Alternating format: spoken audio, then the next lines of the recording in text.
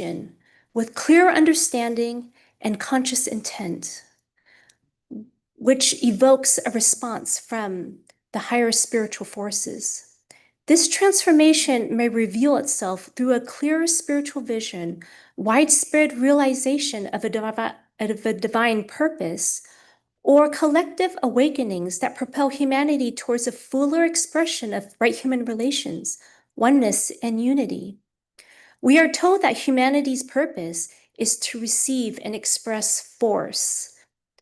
The question then arises, will the inflow of energy through the group Antakarana increase in accordance with humanity's capacity to receive and wield it wisely? With that in mind, how can we prepare ourselves, both individually and collectively, for such a profound process? Perhaps the answer lies in steadfastly continuing along the path of discipleship. Years of training and meditation, spiritual living, selfless service, group work, inner awakenings, expansions, and transformation have led us to this moment. Through persistent effort and disciplined practice, including the invocation of the spiritual will, through the recitation of the great invocation, we prepare ourselves. And so we continue the sacred work of treading the path. The journey of discipleship becomes a continuum spanning lifetimes, where past, present, and future converge in a steady, unwavering center of inner peace, guiding us back to the greater whole, our planetary center, the one life. As we journey together, striving towards the next revelation and vision, we move ever closer to unity and oneness. We are reminded that it is alignment that holds the clue or the key to all these deeply spiritual events. By aligning with the spiritual will, we elevate our vibration and contribute consciously and meaningfully to the unfolding of the divine plan. So as we ponder on this year's keynote, let the group express the quality of the hidden vision. Let us align and invoke the spiritual will that leads us to see that which is to be revealed and to accept revelation, transmuting it into realization, which will enable us to live by means of its light. Thank you. Thank you.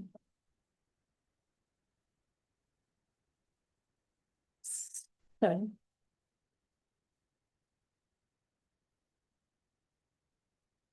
We hear now from Emmanuel. Is it Sakifio? I used to be told it was Sakafio. And Emmanuel's going to be speaking on reflection, on invocation, evocation, the science magnetic rapport. Thanks. There is a human desire for God, and there is also a divine desire for man. God is the supreme idea, the supreme concern, and the supreme desire of man. Man is the supreme idea, the supreme concern, and the supreme desire of God. The problem of God is a human problem. The problem of man is a divine problem. This is from The Restless with Christ by Carl Fleischer, taken from Bethlehem to Calvary. The esoteric statement that the science of invocation is in reality the intelligent organization of spiritual energy and the forces of love, and that through the focusing of invocative demand, the disciples of the world can generate an energy which can bring about a closer rapport between hierarchy and humanity and make a true impact upon the world of human living, describe a major preoccupation of and the work to be done by disciples in the world today. And that work, simply stated, is to implement the plan in the threefold world so that thy will be done on earth as it is in heaven. Let us explore some of the implications and explanations.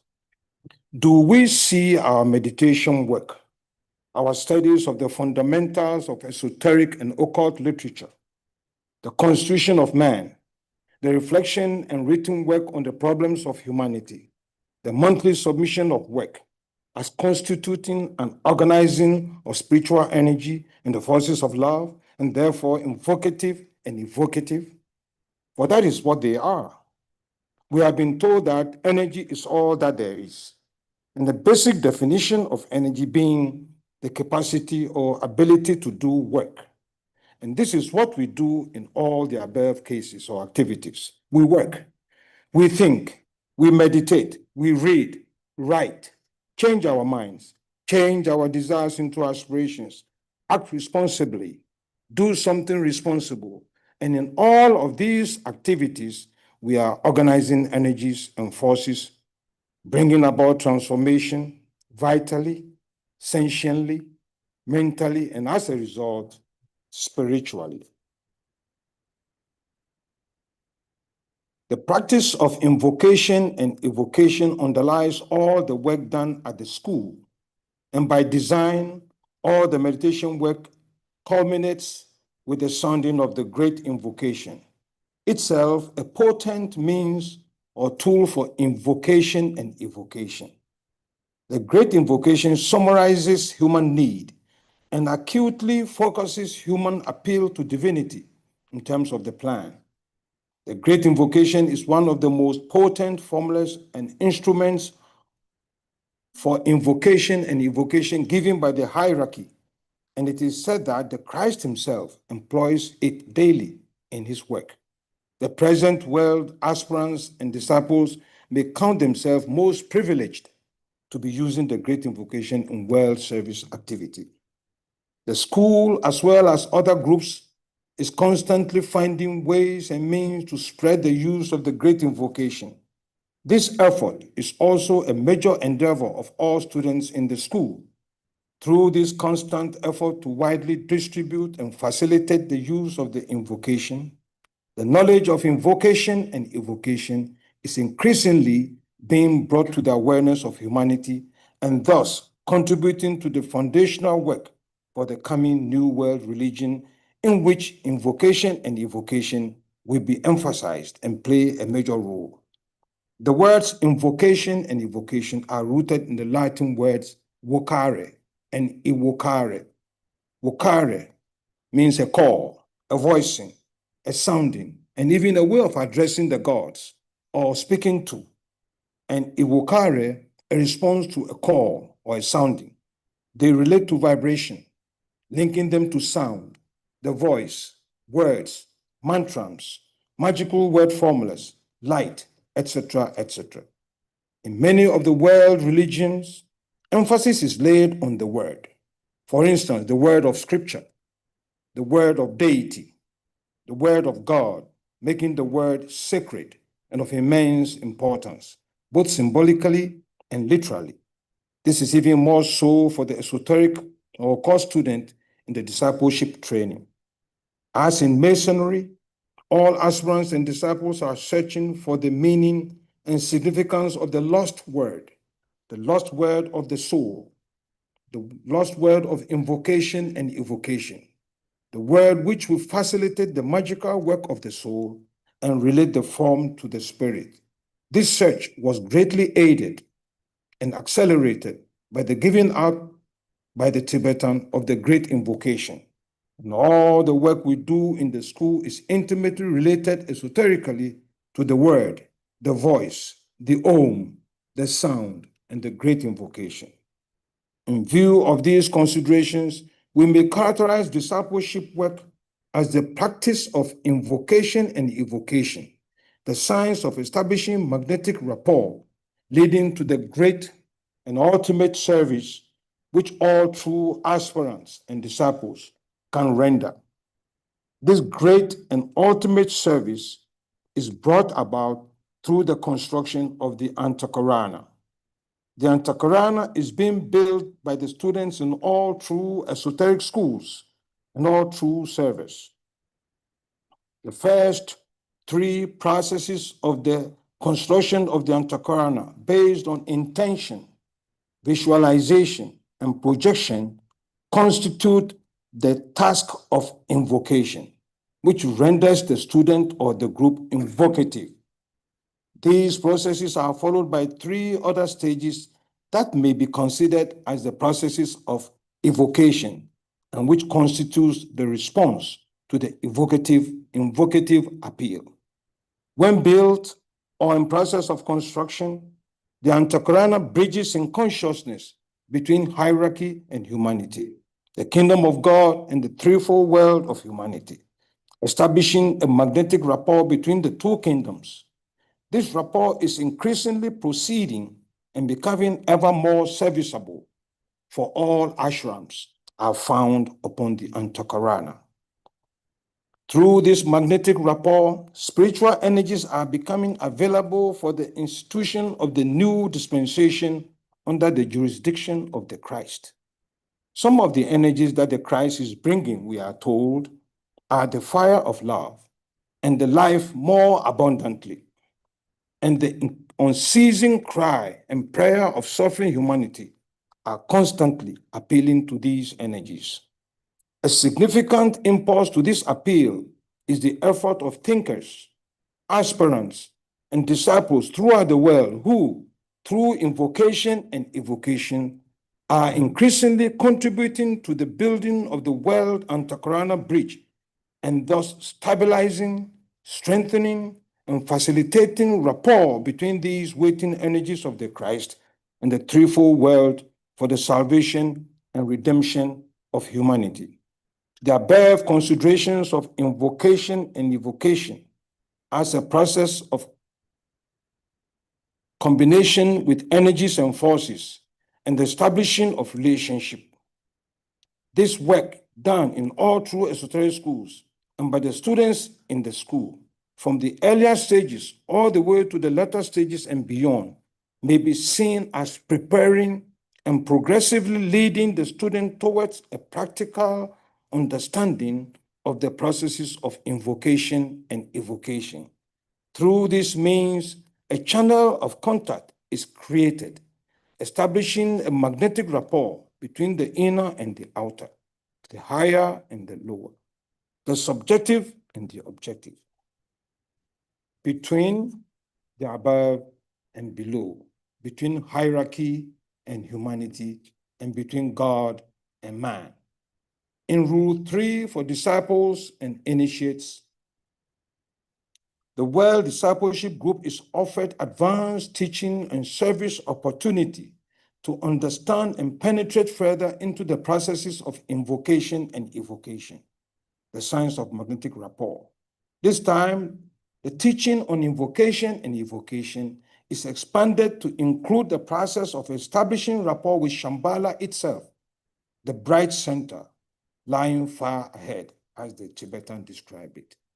The intelligent organization of spiritual energy and of the forces of love have increased the group's vibratory quality, achieving the state of becoming a point of invocative tension. The group is then exhorted to let the cry of invocation issue forth from the deep center of the group's clear, cold light. Let it evoke response from the bright center lying far ahead, Shambhala, and thus establish a rapport between the center where the will of God is known, Shambhala, and the center which we call the race of men, humanity. The Tibetan indicated the possibility for future teaching connected with the understanding of the will around the year 2025. And in this connection, the importance and relevance of invocation and evocation as the science of establishing magnetic rapport between the above and below cannot be overstated. Thank you.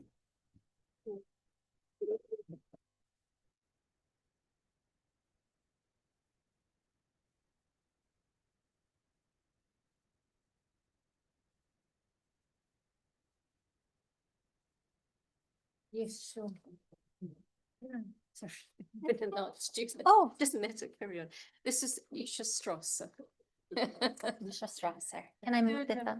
Aspect of Thank you. Detachment and the art of compromise. The word compromise originates in Latin, compromisum. It translates more directly as mutual promise. The art of compromise, the skill required to fulfill the mutual promise of our unity, depends upon skillful service to give and give again, and the willingness to stand in the redeeming courage of despair. This is a way of will to fulfill our part in the one work, in, with, and through the fires of life. A quote from Heart 208. The future of humanity is redeemed through poison. The phoenix is resurrected only out of its own ashes. The pelican nurtures its young with the blood of its own heart. Thus is transmuted the highest energy, which lies at the base of the birth of the worlds. A highest energy created in tension and through the redeeming courage of despair. There is a hint given about how trained occultists and disciples in all ashrams can contribute value by seeing with the ashram that activity, technique, mode, or way of bringing about the next development within the plan through modifying, qualifying, and adapting simultaneously. Let's explore a way to modify, qualify, and adapt, not by defining these terms, rather by pulling our chairs up to an imaginary table. Square and already set with supper prepared. Our field of service is here and just on time, the 2025 conclave, when past and future meet simultaneously, braided up in this time, place, and space. Our preparations are complete. Over our imaginary table, see a painting by Nicholas Roerich, The Signs of Christ. In cascading shadowy colors, golds, greens, and blues, we observe a moonlit night in the desert. In the sand, see the sign he etched of a human foot enclosed in a square. Then see a hand he etched, and again enclosed in a square. Between the hand and foot, he traced what appears like a pillar crowned with an arc. Our teachers in Wisdom Ageless have demonstrated many ways, techniques, activities, modes. They've shown us how to wash each other's feet and bind each other's wounds. They've broken their bodies like bread to serve, heal, to center those on the margins. They've etched hints all around. But let's turn back to our table and I'll tell you a story. A rabbinic parable comes to mind. An angel guides a visitor on a tour of two places, known in Hebrew as Jahannam and Olam Haba. For the sake of brevity, we'll call one place heaven and the other place hell. The parable goes something like this. An angel guides a visitor through the gates to a place of incomprehensible beauty. There are luminous vistas of flowers and rivers of sonorous sounds. The visitor smells delicious food, and the angel guides him toward a banquet hall, abundant with mouth-watering delicacies spread across a table as far as they can see. Hundreds of people are sitting at this table, all of them emaciated and starving. This horrifies the visitor, never having seen such agony and suffering. But suddenly he notices something strange. Long-handled spoons are chained to each person's hand. He watches as they desperately try to reach their mouths with heaping spoonfuls, but each long-handled spoon spills every morsel just out of reach. Each person tries again and again, trapped in an infinite pattern of painful starvation, with more than they could ever eat, just out of reach. The visitor is overwhelmed. He demands to leave. The angel complies, guiding the visitor through another set of gates to a place of incomprehensible beauty. luminous vistas of flowers, rivers of sonorous sounds, and once again, the visitor smells delicious food. Once again, the angel guides him to a banquet hall, hundreds of people, and the scene is alike in every way to the place they'd just fled. But these people are nourished and filled with the solemnity of joy in their togetherness. As you may well have guessed, despite the exact circumstances, alike in every way, each person at this table decided to stretch their long-handled spoon across the table to feed another. And by reaching toward each other in group formation, all were nourished and vitalized. Through this principle of sharing, we reach and radiate to eradicate the illusion of our separateness, to generate the electrifying glory of our unity.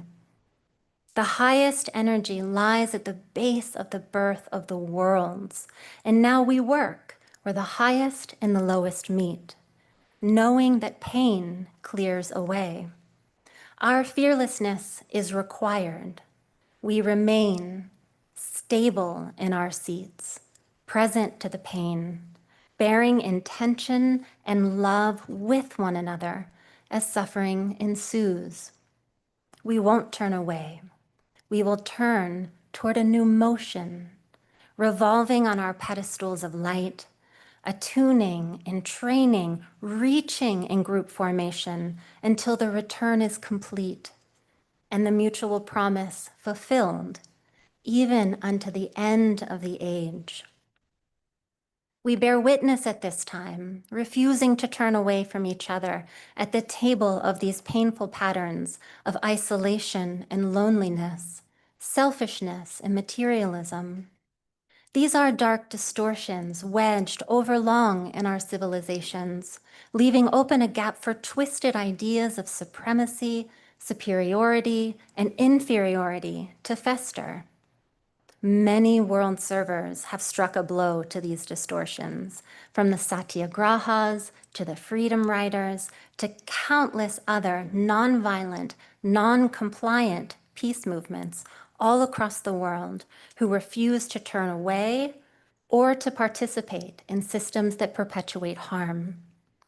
The future of humanity is redeemed through poison.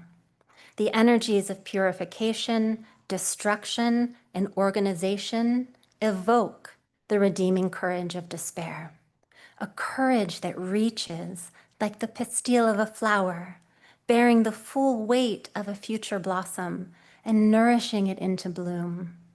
A courage that reaches like the pillar in Rorik's painting, through hands and feet to an arc above, and through our labor, we build the ark below, on earth as it is in heaven.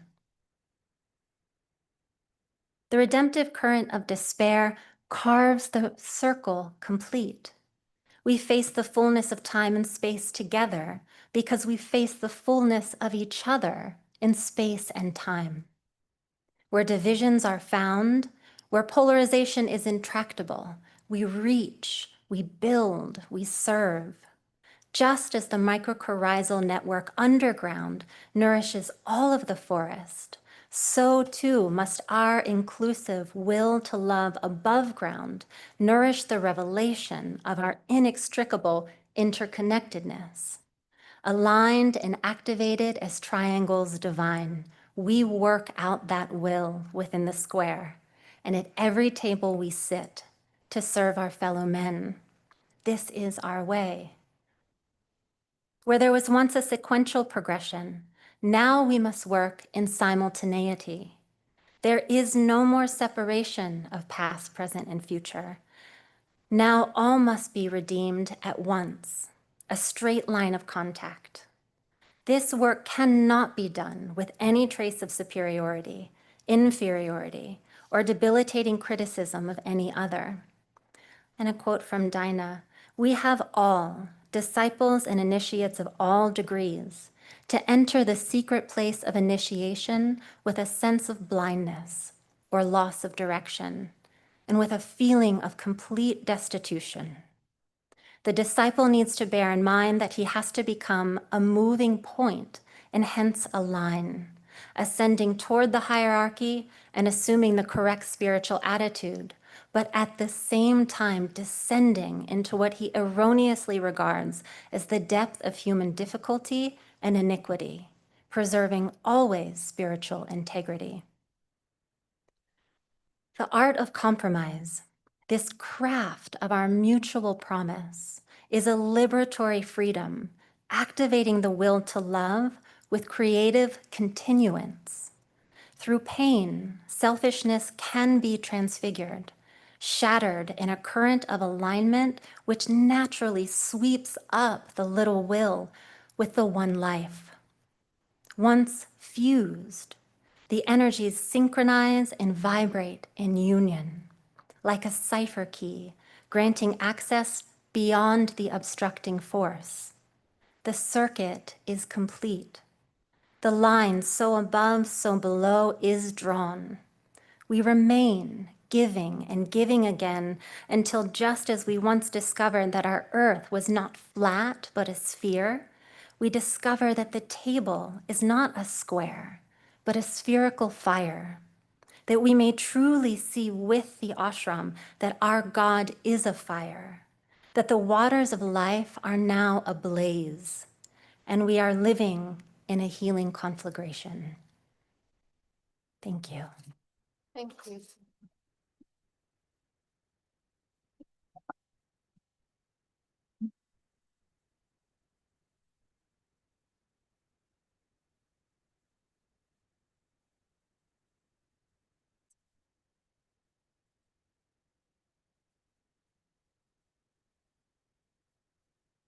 This is just three amazing presentations.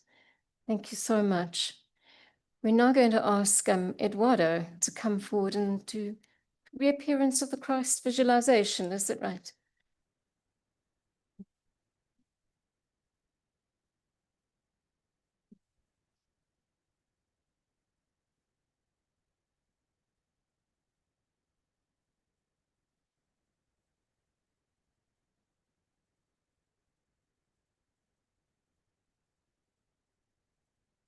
Just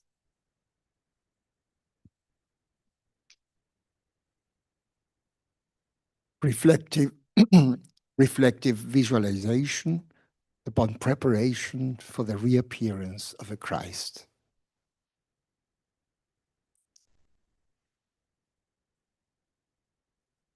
After achieving a positive and intended personality quietness, let us formulate clearly to ourselves, in our own words, the answers to the following questions.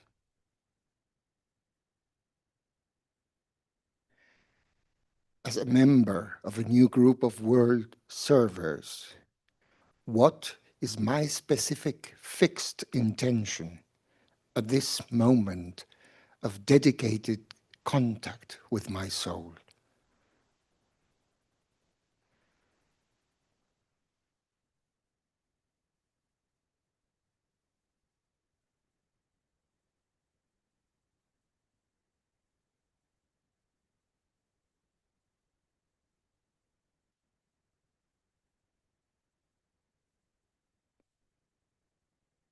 Is my concentrated and expressed personality purpose in line with hierarchical intention as far as I am permitted to know it?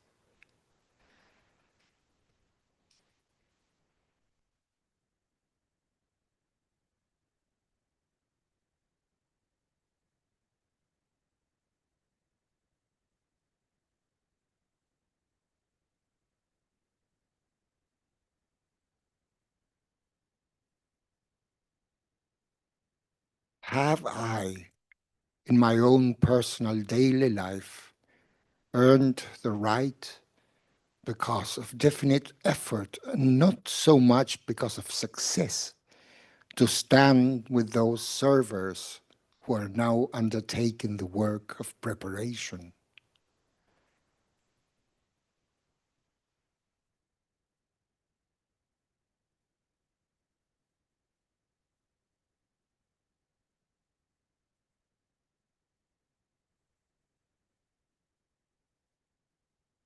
This is the one time in the meditation where you think of yourself, and it is here because it is a method of personality-focused attention and aligns your personality upon the mental plane.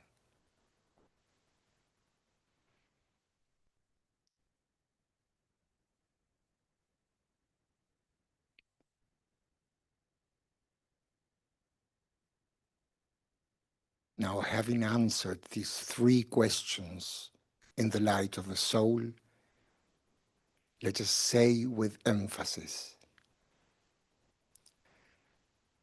forgetting the things which lie behind, I will strive towards my higher spiritual possibilities. I dedicate myself anew to the service of the coming one and will do all I can to prepare men's minds and hearts for that event. I have no other life intention.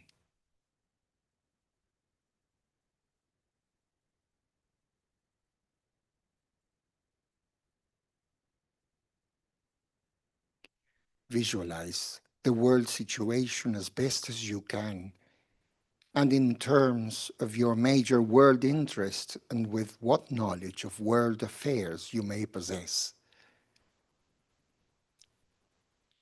See the mass of men everywhere glowing with a dim light, and here and there points of brighter lights where members of a new group of world servers and men of spiritual intention and of loving hearts are working for their fellow men.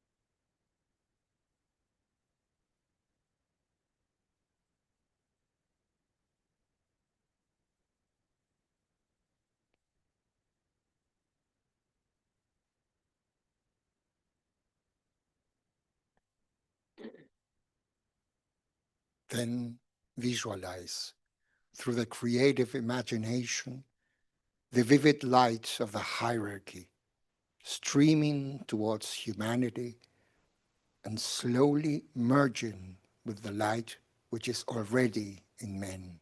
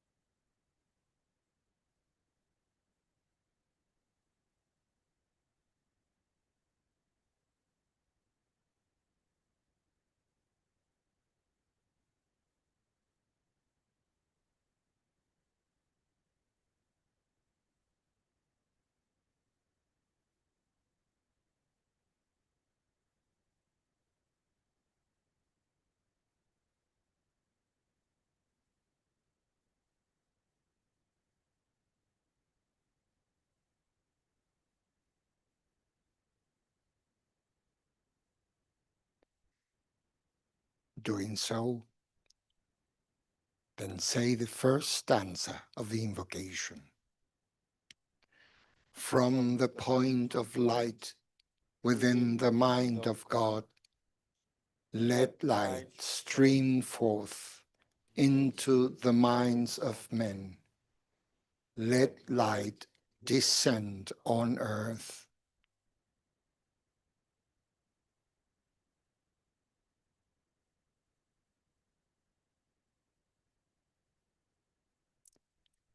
then ponder upon the reappearance of the Christ.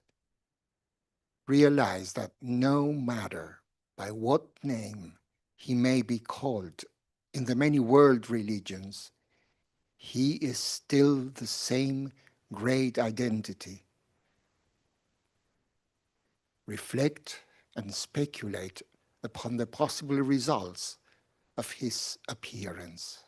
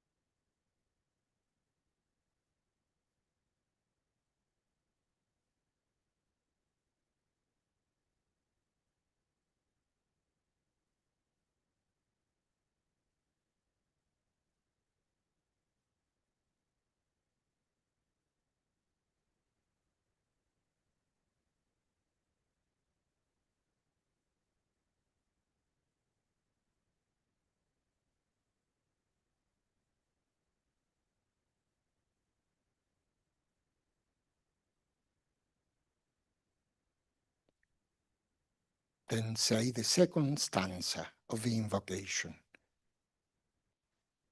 From the point of love within the heart of God, let love stream forth into the hearts of men. May Christ return to earth.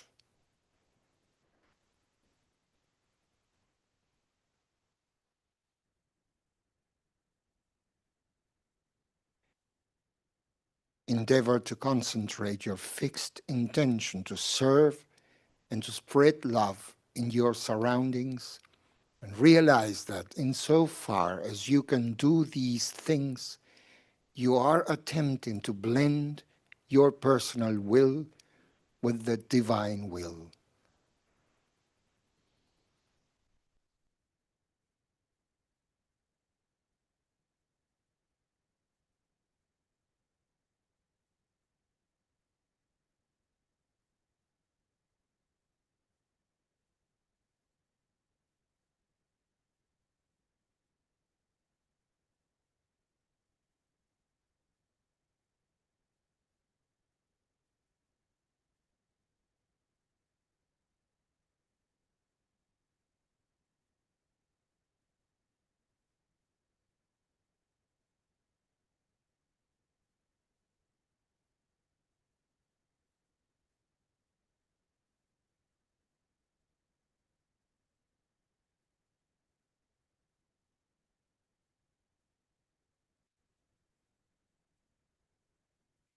Then say stanza 3 of the invocation. From the center where the will of God is known, let purpose guide the little wills of men, the purpose which the masters know and serve.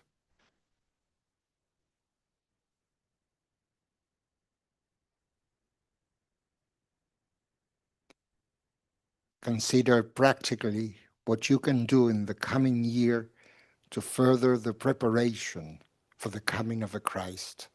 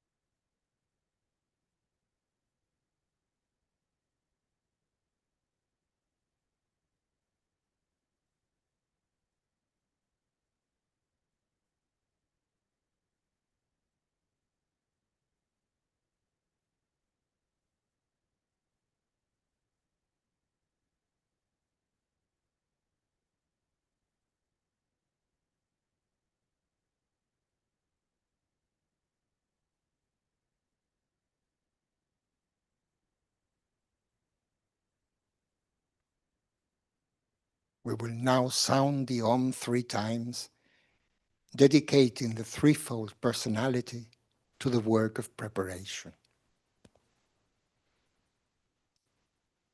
Om.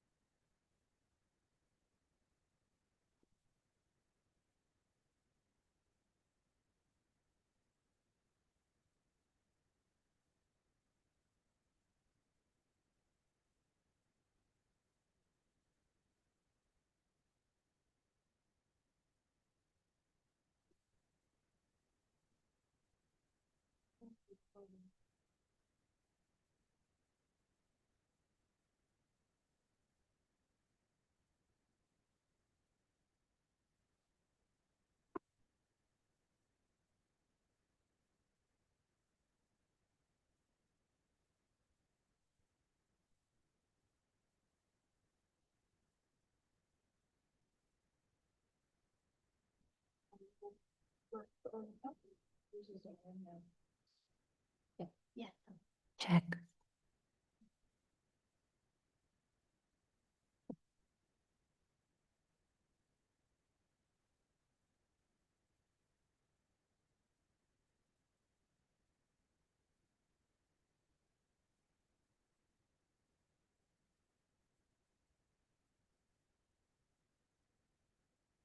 We're now going to have a panel of our 3 speakers, Emily, Emmanuel, and Isha. And we're going to think about discipleship after the age of the forerunner. So we're not about to go into a big prophecy or make wonderful predictions, but just our sense of how our own discipleship can unfold to meet a new vision, a new humanity, and to take us forward as we move into the century ahead of us. In a way, I think maybe we should start with, what is discipleship? What does it mean to you? And I heard from these talks a lot about discipleship, actually. Emmanuel, I think you said discipleship is, in fact, this whole science of invocation and evocation, of how we move forward in that way.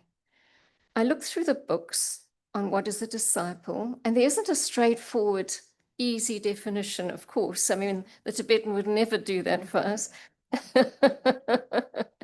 We could say the disciple is the soul, but I'll leave it to our panel here to say how they find a definition and the meaning of discipleship. What does it mean to you as you've been through the school and experienced it?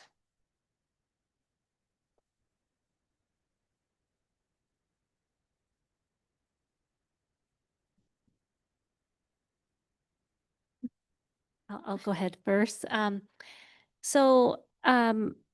In my talk, I did mention about discipleship, how it spans lifetimes.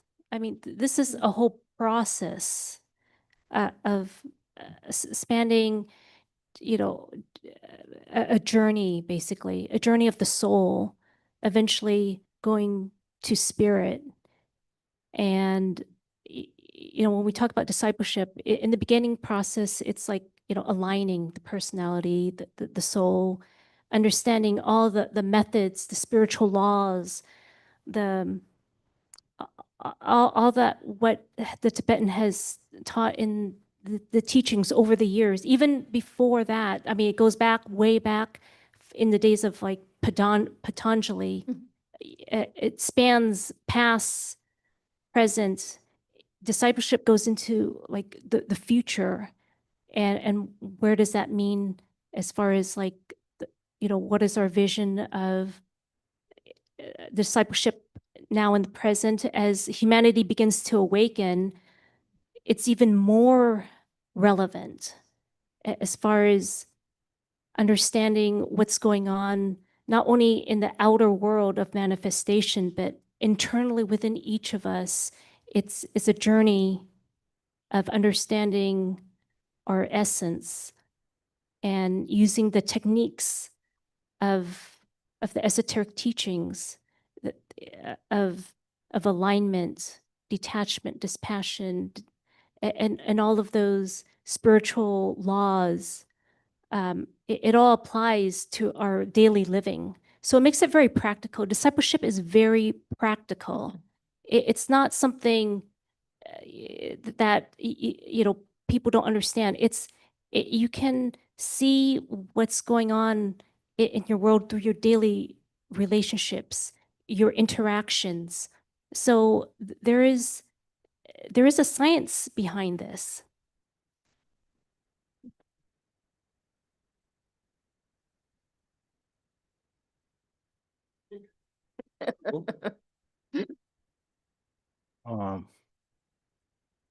It is as if in the world now, everybody is struggling towards something. I mentioned the word complacency, and a coworker told me, nobody is complacent anymore. I realized that was true.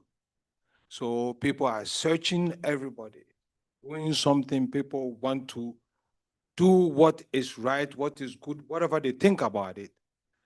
Then one hears a sound, one sees a light, one feels a push,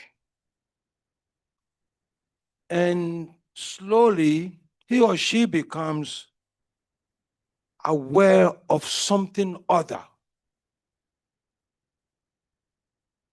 As if behind or beneath the to and fro, the activities, there is another sounding. He's hearing a slightly different voice. So he or she awakens to something else. He becomes a disciple. So, wow, there is something other behind this whole thing.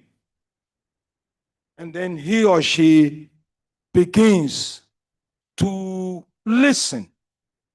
He or she hears, she turns, she's becoming a disciple.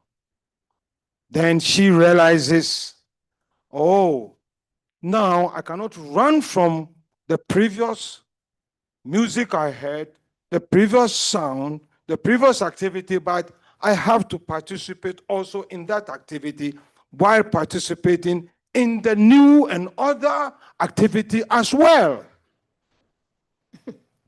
The Tibetan helps us, he says, dwell the moving forward. He cannot run to some hermitage. He cannot run to the forest. That has become too easy. He has to live right in New York City. In the big cities of the world, he has to work like toil, take the subway, miss the bus, and struggle every day, pay the rent, lose his or her job, go through the struggle, and still keep on hearing that other sound, which keeps increasing. As she falls, she wakes up, she gets up, she falls again. She becomes so good at falling that she's no longer afraid of falling. Then she stops falling. Now, yes. I remember when my son was growing, I was so active, he would fall. I said, next time you fall, I'll smack you. He stopped falling. And so the disciple learns. He has become an aspirant. He has awakened to something other. There's a poem that says, life is real, life is earnest, and the grave is not its goal. Dust thou art, to dust returnest, was not spoken of the soul.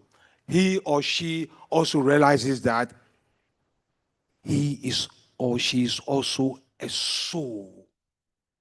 And then he's also a woman, he's also a man.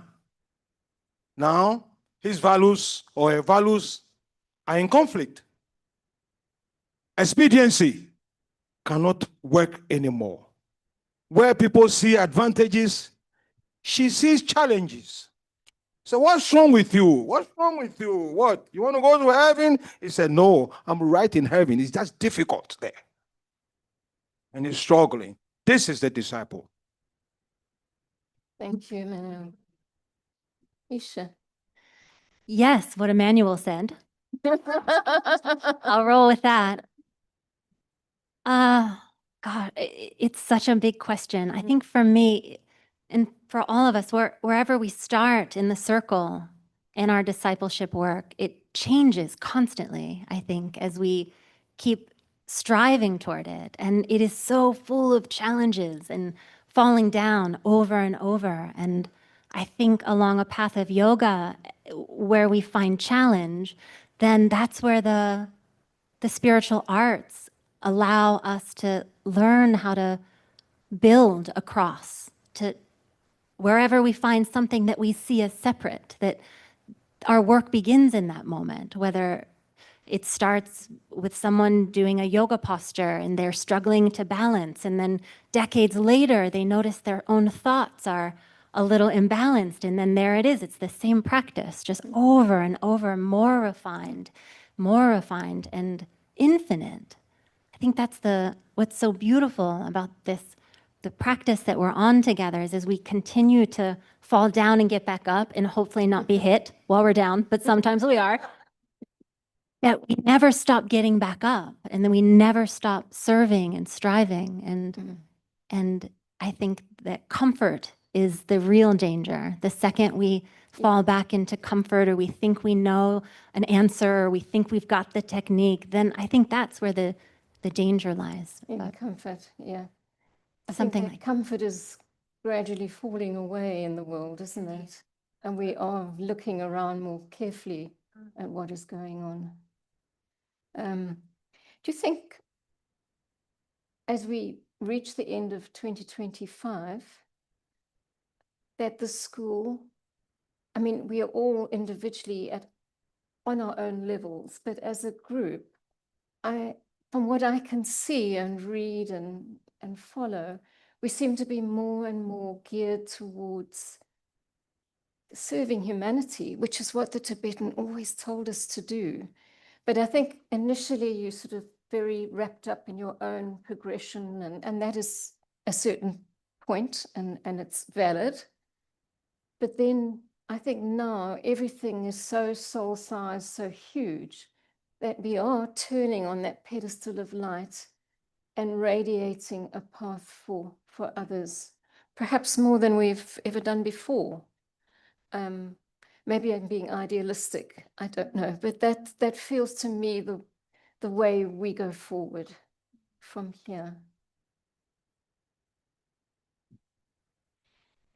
Yes, I think what's happening in the world right now, I think it's discipleship, the school, it becomes even more important, more relevant, because as humanity begins to awaken, we need to anchor those energies.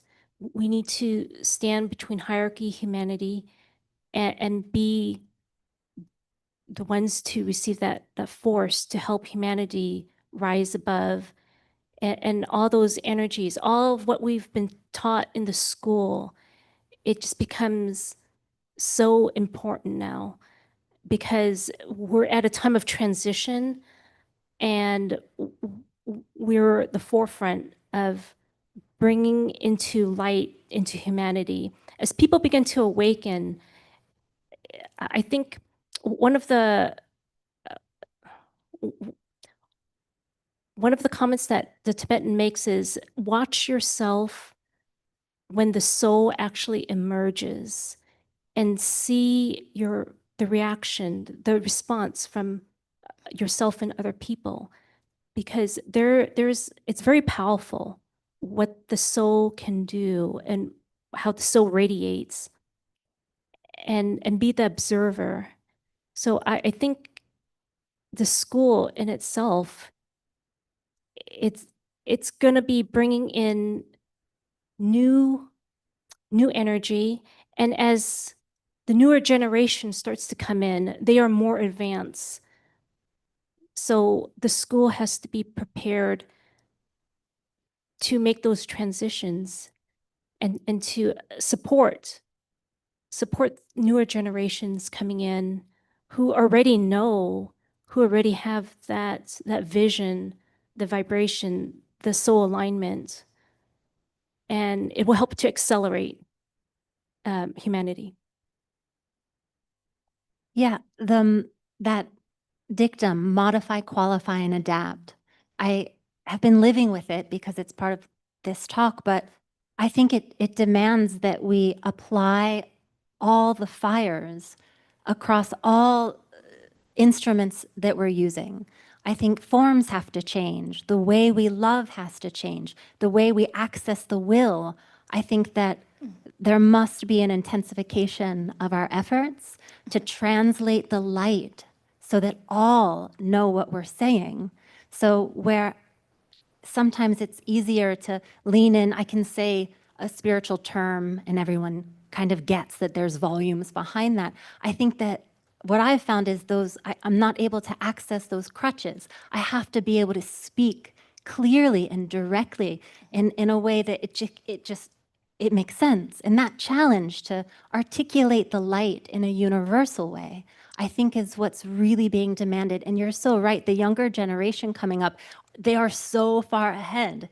Like they're so far ahead already. So how do we just turn up the orchestra, we have to be entrained together so melodically and yet playing in a way that can be more inclusive and other instruments can come in, and yet we never stop listening to the sound of each other. I think it will require all that we have. That's beautiful, thank you. In the same line, in one of the booklets of the school, they mention carefulness. And it says, the Arcane school is not the only school that is bringing this new teaching on the Antakarana to the students. It's been explored in other schools. This carefulness is also linked with humility. Tremendous amount of energies are becoming available. And the Tibetan has linked 2025 onwards to the will. And safety of those tremendous energies will be established through harmlessness. The degree of harmlessness that we achieve individually, as a group, in the school, will determine the intensity of energy that we can receive.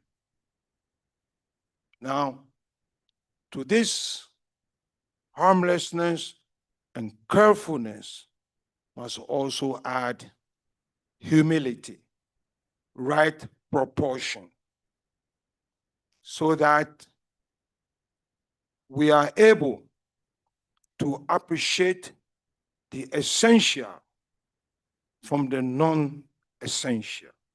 As the energies become tremendous, all disciples, aspirants everywhere are becoming dynamic.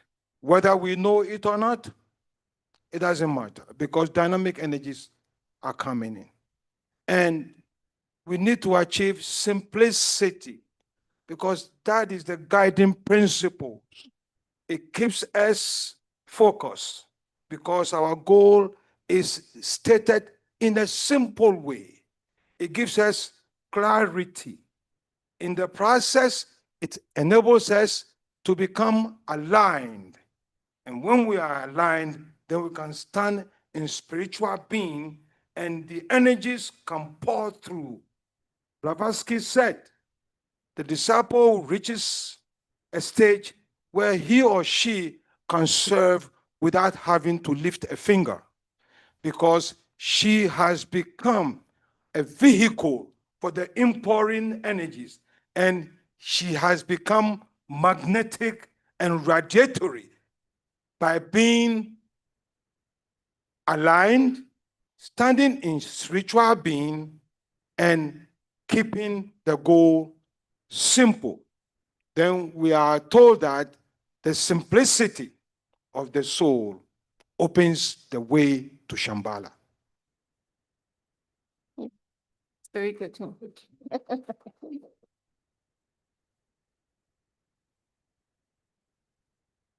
I'm just thinking what I think it was Emily, or was Isha, said about the soul and its light.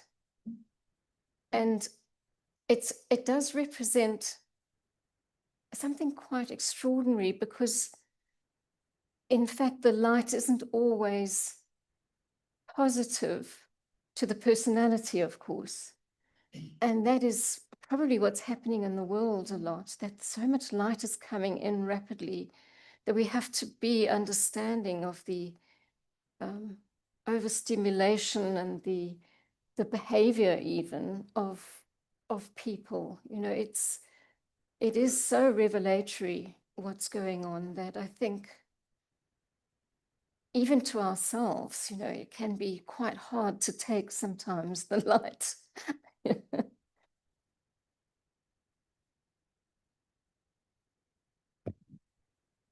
I think with all the energies that we're experiencing out in the world, we have to stand as the observer and use the techniques that we've learned in the school of the teachings, like indifference, detachment, dispassion.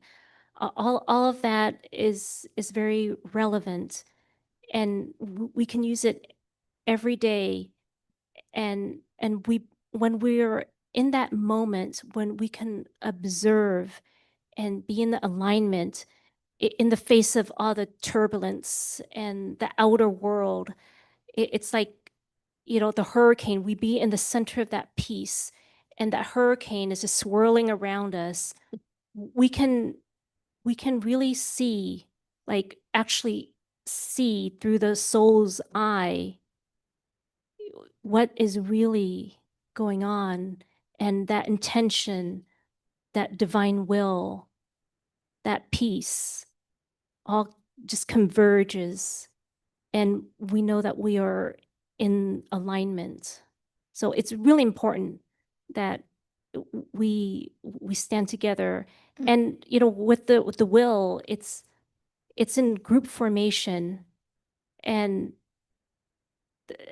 through understanding that, you know, the shambolic force, we're told, is a new frontier. It's new to humanity, because, you know, hierarchy has always been the one to kind of like take in the force from Shambhala and then pass it down to humanity.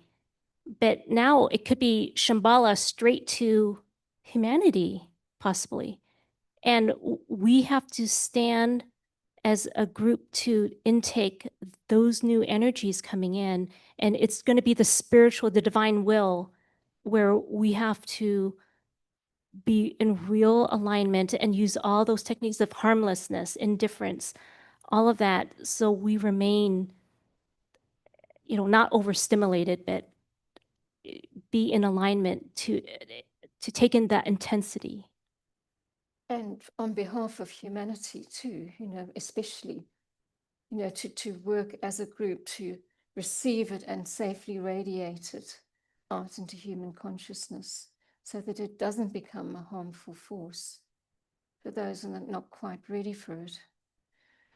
So when we're thinking about going past 2025, we can't help thinking that the seventh ray now is really so strong, isn't it? The ceremonial expression of the will.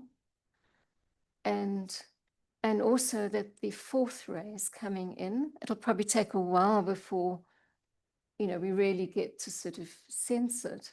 But that is really going to change the ambience in which we work as well.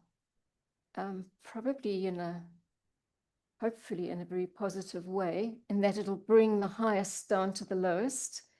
So the physical plane should be transfigured by that experience. And well, the ray of creative art and how that will play out, I really just can't tell. But it is, the fourth ray is the ray of the intuition. And it's also so strongly influences humanity as a whole.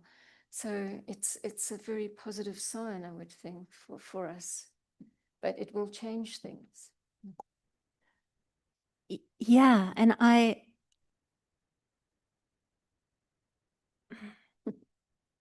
think that as we observe, the wars have moved. I mean, they're raging on the physical plane, but the war on the mental plane is so evident. And the level of overstimulation or devitalization, or the Surgeon General declared it an epidemic of loneliness. Yes, that's huge. This sense of separation. And I work with college students, and so I get to witness when they come in and they're on their devices, and it was not that way for me growing up. And so I witness and I watch, and it was Maria Ressa who spoke not long ago, and she was talking about how this tool for connection, for social media, how it's been weaponized by forces of materialism. And so this tool for connection has been turned. But it has happened for digital natives, for these young people who grew up on phones, that it's almost like it has happened so quickly that they don't realize what it is. And we can only learn, I think, working more fully with the energies of Shambhala, with the understanding the energy of purification that's coming in, and destruction and organization, and that we can learn to face that fire of friction with a higher level of fire, with a presence that is compassionate when we see the effects that are happening, and that we find greater stability and dexterity and creativity with being able to reach those who are suffering in this way. And I thought a lot about the parable of the long-handled spoons, and I imagined a lot the in-between time, where at some point they're trying to feed themselves, and then at the other part of the parable, they're feeding each other. But there had to be a transition period where one person had their spoon, and it was like, now what do I do with this spoon? Like, what does it take? I've had enough to eat. How can we reach each other? Like how we're in that transition. Like, we've got these long spoons. Like, how can we reach toward each other in a way that I can trust that if I nourish you, I don't have to worry about myself. I don't have to think about myself. I just keep giving and giving again, and then trusting that that vortex of selflessness and harmlessness, and that will be set up, and that we will create these sort of group dynamics that are more radiant and receptive and dynamic than we've ever witnessed before. I think it will take a new level of dexterity. Now, these same young people who grew up with this in the internet age and electronic age, they are so advanced that we don't understand them. They are ahead of us. And they grew up with the electronic or in the electronic age. But the electronic age was ushered in, the Tibetan says, in Treatise on Cosmic Fire. Because a group of disciples achieved a certain stage. And because of that achievement, it manifested in the opening up of the electronic insight. It's amazing.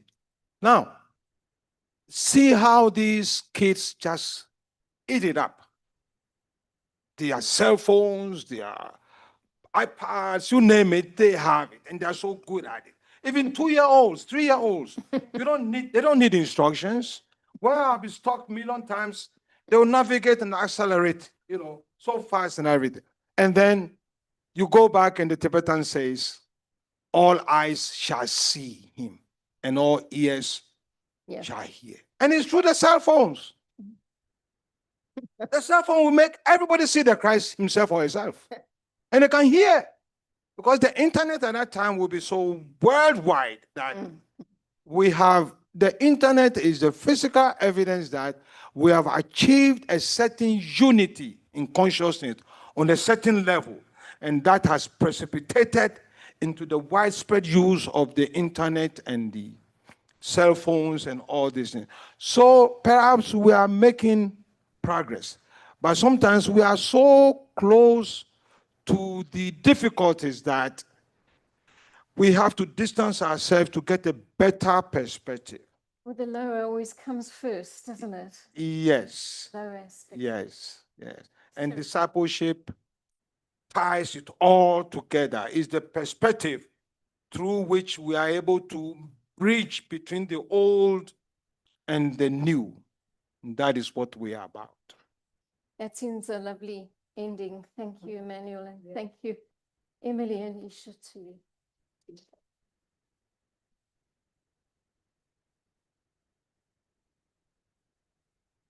Now, before we break for tea, we're going to hear from Kathy.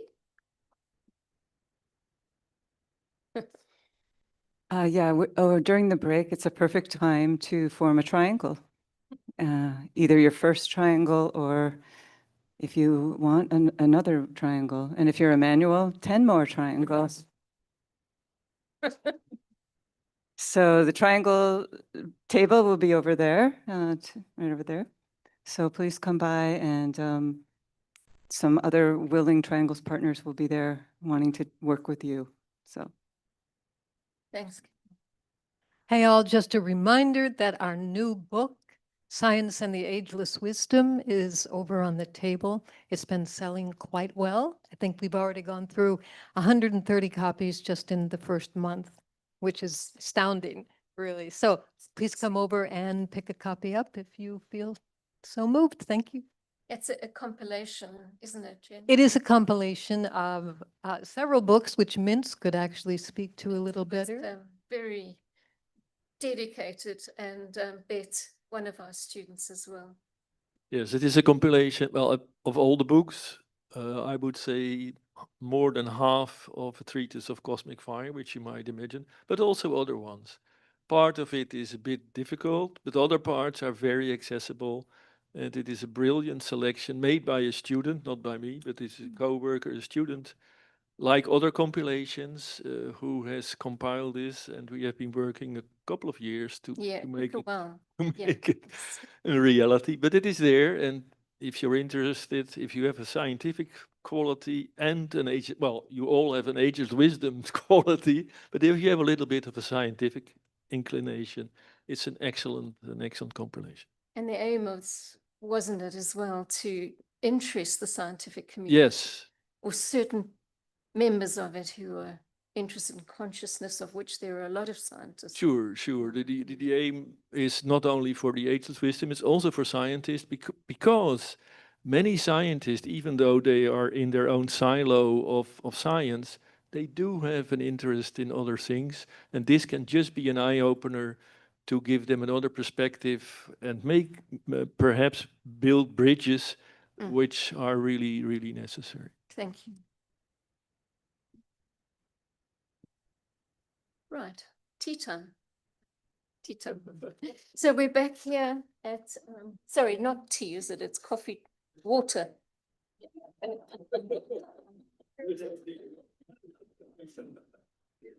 It's just a break for 20 minutes. So back here at 1:45. Yeah, back at quarter till. Just also to add, there's only one restroom on this floor, but if you go to the ground floor, there's more restrooms there.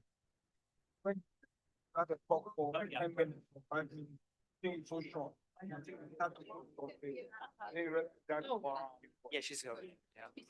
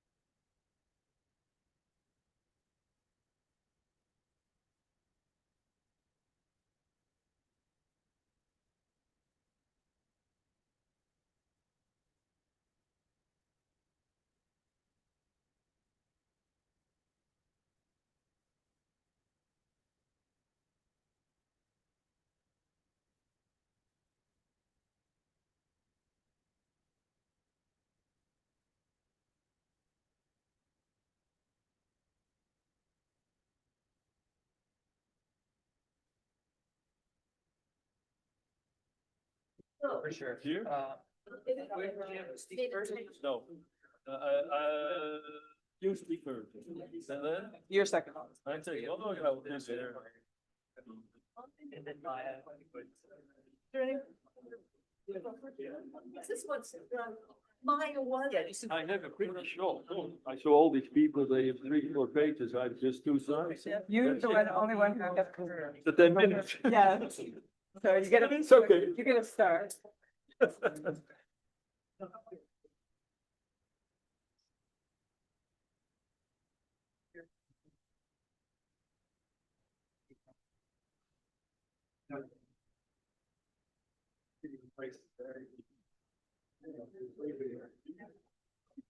don't know if we have this. So actually, the exact time because we're starting. You have talked a bit later, so. Yeah, so. It's all elastic. So don't worry. Is it? Yes, it is, it is. If you need to tell it. Oh, yeah, nothing. Okay. That's it. Yeah, she's on the Zoom. She's on there. It'd be interesting that you said that. Yeah, we were all there.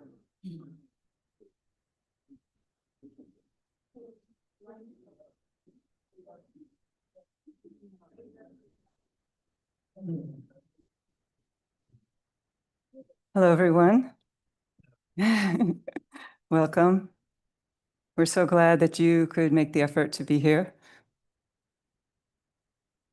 at this auspicious time in our planetary life, which we could say is the higher interlude of the spiritual year coinciding with the higher interlude of the century. And in this section of the conference, we're going to have 4 presentations. We'll have the second one by Minsa, who's the head of the Geneva Center and also on the Board of Trustees. He handles the work in 6 languages, so we all should bow to him for his efforts. We have Maya Costley. She works in the Arcane School in New York. And then we have Nazanin Zodi, who is Iranian, but who's living in Canada, and she'll be joining us via Zoom. So today I'd like to share a few thoughts on the word express, which is one of the words in our keynote. And expression is an ability that's found in all kingdoms in nature, from the most minuscule up to and including the great lives who inform the planet. All of these lives are reaching out to that which lies as yet beyond their grasp. And yet it is within the human kingdom that this reaching out becomes a real moment. Through the capabilities of the illumined mind, the veils that have previously blocked access to the inner vision begin to thin, and the way opens up to a new reality. As many of you will know, express is the second of 5 words that together constitute the final or 14th rule for discipleship and initiation. These words being know, express, reveal, destroy, and resurrect. So you'll see the relationship here between these words and the 5 human initiations. And therefore our meaning, our interest deserves to put special consideration on their meaning. And the Tibetan advises when considering these 5 words to retreat within ourselves, when considering them, and think and feel and perceive at our highest possible level of understanding. We will meet these words again and again at each turn of the spiral of life as we move from point to point upon the way. The old commentary frames it this way: upward all the time, out of the dark into the light, from the jungle to the open space, from night to dawn, we move from point to point. So the words of this final rule find correspondence in the earlier word for applicants given out in initiation, human and solar. And the correspondence in the case of the word express is touch. To touch is understood here as a growing sensitivity to the inner planes, which eventually results in the birth of the Christ within. This birth is a joyous, life-affirming experience, yet one which is also accompanied by challenges. The growing sensitivity to the subtle realms opens us not only to the soul, but also to the delusions and distortions of the astral plane, as they're touched and easily entrap us. The five words of Rule 14 are known as monadic signatures. In biblical terms, signatures were understood as signs of divine authority, demonstrations of something brought down and imprinted on the fabric of the world by the will of God. We can imagine a type of thunderbolt imbued with a particular combination of energies breaking forth into the world through these signatures. The challenge then becomes for the group to preserve as much of the vision, as much of this monadic signature, as it works its way down through the planes, through the fiery passage on its way to manifestation. It's helpful in this regard to be mindful of the fiery intensity of the energies pouring in at this time of the conclave. Although we have no real knowledge of what these energies might be, if we consider the magnitude of the extra systemic alignment that occurs every 7 years during the time of the festival week, we can only imagine what's happening now at this once every 100-year alignment, wherein there's a powerful conclave going on in the hierarchy. As part of the collective body of the new group of world servers, we're charged with holding the vision before the eyes of men, and to hold it in such a manner, as was said in the earlier session, that it will meet the need of people today. For as the well-known saying goes, without vision, the people perish. And although we spoke earlier about the many advances among the young, it's also true that many people today, particularly perhaps among the young, are perishing, disillusioned with the present systems and succumbing to despair as the vision fades from view. This is particularly tragic for the young because they are needed to keep the plan progressing.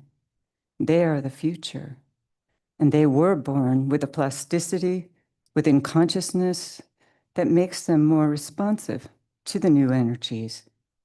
And they need to be presented with a vision of the plan that restores faith in the future and helps them to look beneath the confines of the outer world. Creativity, which was mentioned in the early session, and the ability to tune into that which is seeking expression from the inner realms can often flourish in small experimental groups and projects. The coming groups will be a natural outgrowth of individuals who have built or are in process of building the antakarana, the inner bridge within consciousness. And the Tibetan spoke of the many different avenues of expression for these new groups. He called them the 10 seed groups. And they were organized among the disciples in his group at that time. Although these groups, quote unquote, failed in the outer sense because the Tibetans said that the members of the groups were unable to achieve the necessary group consciousness, they serve as a seed of what's possible now and into the future. He said they provide opportunities for inaugurating new techniques of work and new modes of communication. Their work will create networks horizontally, groups that are working together at key moments in the planetary cycle. But also it seems that these groups are going to be able to connect vertically as well, and really perhaps achieve the ability to connect with the inner planes and therefore bring through that which is seeking expression at this time. And these groups are coming forward along many lines, seemingly ray lines, but I think the groups themselves can be composed of people on different rays. So I just wanted to close briefly with a story of a monadic impression of incredible magnitude, which is still reverberating in the world today. Wesak brings to mind the Buddha's life, and I wanted to highlight a few points about his journey that attempt to illustrate in words the magnitude of the monadic signature of which he blessed this planet, which is still reverberating today, which I just said, but sorry. For some time preceding his enlightenment, the Buddha had been following, as you know, the path of asceticism, and it almost led to his death. During the recovery from that period, when he was reflecting on his life, he recalled a childhood experience, a spontaneous experience of enlightenment. And that experience came as the result of, as a young boy, sitting under a rose apple tree in meditation, looking at a field that was being plowed up, and he saw the insects in the field being killed. And the compassion that welled up in his heart brought on this spontaneous enlightenment. This seemingly innocuous event led him to understand that liberation is found not in denying one's humanity, but rather by following the path of compassion. He then and there began to cultivate a huge, expansive, and immeasurable expression of love that knew no hatred, a love that he sent forth to all the four corners of the earth. He cultivated empathy with the suffering and pain of others, and he relinquished gain. He replaced the residues of self-love that he found within his own heart with a sympathetic joy that rejoiced in the happiness of others.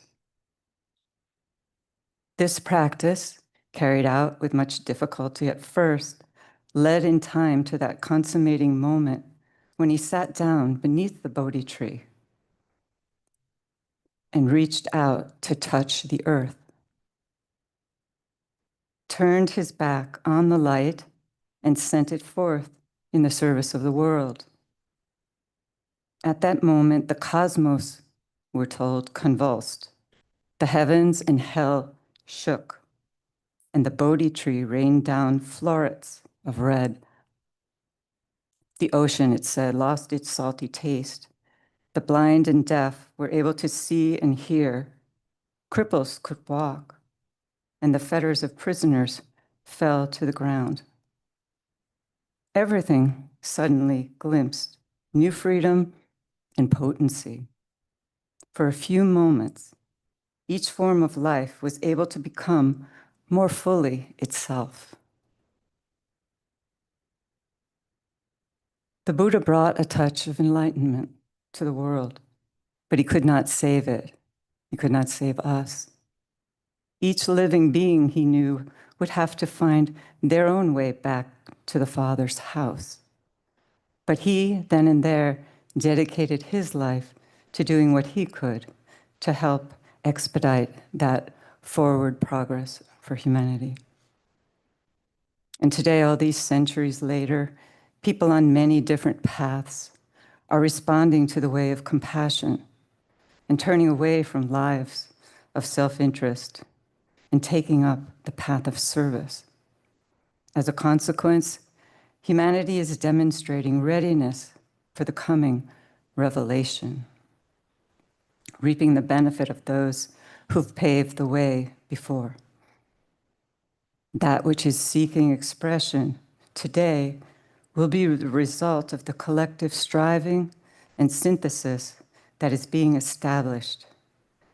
And it will, the Tibetans said, be of so great an importance, that which is going to be revealed, will be of so great importance, beauty and revelatory strength, that all the happenings of all time up to the present emerging Aquarian age have been only the initial and initiatory preparation.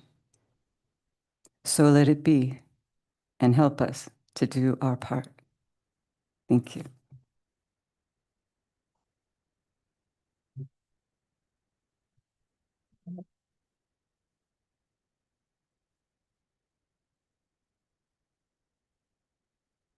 Hello, everyone. And before I give my talk, I want to convey my greetings from the whole group in Geneva. I won't speak in French or German. I will do it in English. And also, I want to say it's a great pleasure. Chris told in the introduction that this is a three-part event. We start in New York, then we get Geneva, and then we get London. Of course, I'm drained in the energy of Geneva, which is to fuse, to blend, and serve, which I pretty know a little bit about. But I really appreciate to sense the other energies of New York, this center. And in a month, I will have the pleasure, and it is a privilege to also sense the energy of London. Each of these headquarters have something else to contribute to one group, which is the group of the Arcane School. Now, I'm supposed to talk 10 minutes about a great redemptive experiment. Talking about that great redemptive experiment is really a challenge. The subject is so vast, it is not easy to bring it down to a 10-minute talk. Perhaps we can focus on or zoom in to what the Tibetan names the science of redemption. There are two concepts here, science and redemption. In my coming talk in Geneva, I will go into the science part in more detail. And perhaps we can address this in the discussion after these talks too. Let me just summarize here that the word science evokes to many people something serious, something structured and and well thought through. The Tibetan calls this a science because it follows laws of energy, vibration, and soul contact. Our view on or vision of science, however, can change. As I'm here in a very esoteric and occult company, let me just say that when I was a student of physics and astronomy at the Free University of Amsterdam, I really thought that astrology was sheer nonsense, or at best, fantasy, just because I was taught so. Now, a good 50 years later, I would agree with the Tibetan when he says that it is the greatest and oldest of all the sciences.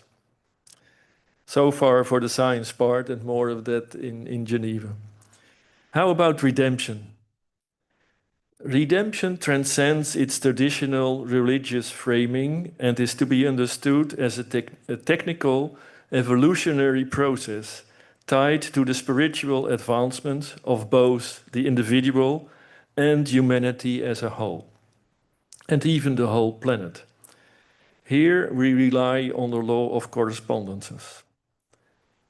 Redemption is not merely a matter of moral salvation, but involves the scientific transmutation of unprincipled matter and consciousness. It can be seen as the liberation of consciousness from form through the progressive infusion of spirit into matter. The method chosen for that process is the path of initiation. Note that matter is not evil. As H. Blavatsky states, matter is spirit at its lowest point of its cyclic activity, and spirit is matter on the seventh plane or the highest. We should also not forget, however, that HPB said in connection with our physical plane, the lowest subplane of the cosmic physical plane, that it is not a principle. The dense physical plane is matter conditioned by a previous solar system and is almost automatic in its response to etheric energies. These constitute the etheric bodies of all forms created out of this unprincipled substance, as it is occultly called. Many of these rather abstruse things you can find in a treatise on cosmic fire. Regarding that magnificent book, it is a pleasure to announce that with the help of several co-workers in Geneva, a new print edition of that book had just been published in Dutch and another one in Spanish. That book remains a magnificent book for many, many people. In the English language, as was already told, the Lucisters have produced a new compilation, Science of the Ageless Wisdom, which contains many inspiring and often thought-provoking quotes from the Bailey books for readers with an interest in science as well as the ageless wisdom. And I just saw there are only 2 copies left on the table, so it is indeed selling very well. The human being plays a pivotal role as the point of synthesis between spirit and matter. Through initiatory experiences and conscious alignment with the soul, the personality undergoes purification and illumination. Redemption here is a shift. The lowest nature is transformed by the consistent presence and activity of the soul. Redemption, however, is not limited to individuals. Humanity as a collective has a redemptive function too. Positioned midway between the kingdom of nature, between the kingdoms of nature and the spiritual hierarchy, humanity is uniquely tasked with redeeming the lower kingdoms, the mineral, vegetable, and animal, by spiritualizing matter. This is achieved primarily through conscious living, right relationships, service, and group work. For most students of the Arcane School, this is of course nothing new. As humanity advances along the path of initiation, it lifts the substance of the lowest kingdoms with it, fulfilling its role as a world savior, not in mystical terms, but as a technical initiatory process.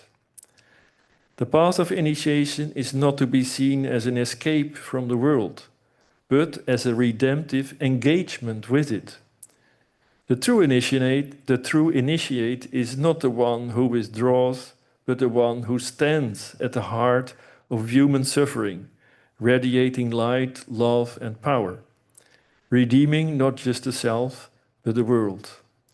Thus, in the Arcane School, we also have a line of study called The Problems of Humanity. In The Secret Doctrine, H. Blavatsky introduces the Manasaputras, or sons of mind, as spiritual intelligences who descended from higher planes during the Lemurian times to bestow the fire of mind upon nascent humanity. Before their descent, early humans were, in the terminology of HPB, physical and etheric shells, lacking the self-awareness that defines true humanhood. Simplifying a much more complex story from a treatise on cosmic fire, we can consider Manasaputras as solar angels, divine beings from the heart of the solar logos. They incarnated not through karmic necessity, but through sacrificial love. Their mission was to implant the spark of higher mind, creating the bridge between animal man and spiritual man. In other and again simplified words, these solar angels of their own free will choose to enter into relation with the animal man and to confer on them the gift of mind, thus individualizing them. This was not an act of punishment or fall, as the religious teaching referred to it. It was a profound spiritual generosity, an offering of divine consciousness into the limitations of form.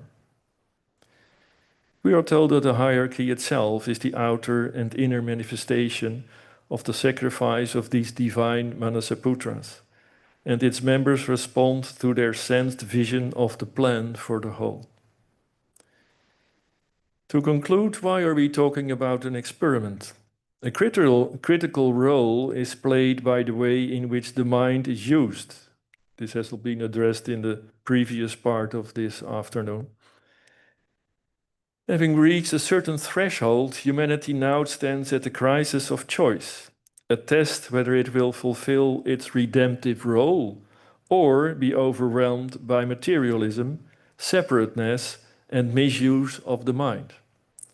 The mind can either be used as a bridge to the soul, leading to liberation and service, or a weapon of isolation, leading to destruction and karmic delay. The redemptive experiment hangs in the balance, awaiting the awakening of enough sons of mind to their true function as planetary builders and redeemers. Of course, the role of the new group of world servers as an interface between hierarchy and humanity is in this respect crucial. Thank you.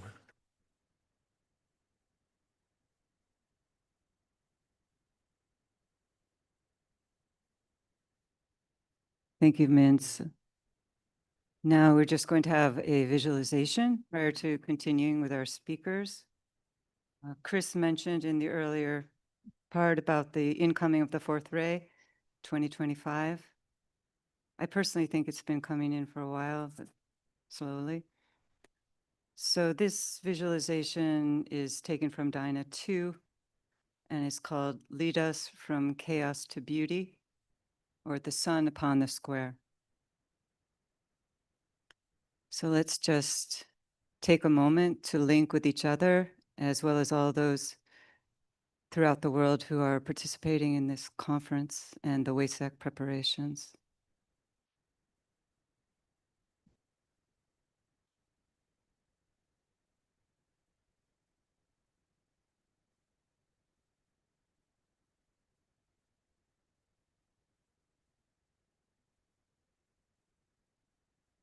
So we'll imagine the collective consciousness of all who are gathered here, fusing into one united spiritual organism and serving as a mediating point of consciousness between the human kingdom and the kingdom of souls.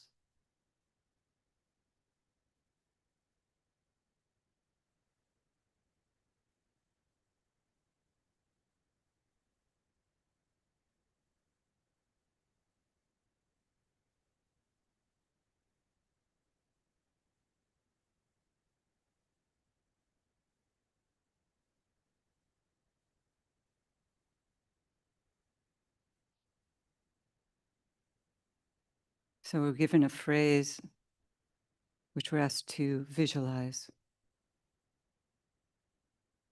So I'll read it in stages. Opening up before the group mind, visualize a square or oblong composed of a kaleidoscopic mass of inchoate colors, moving and pulsating and in constant, indescribable confusion.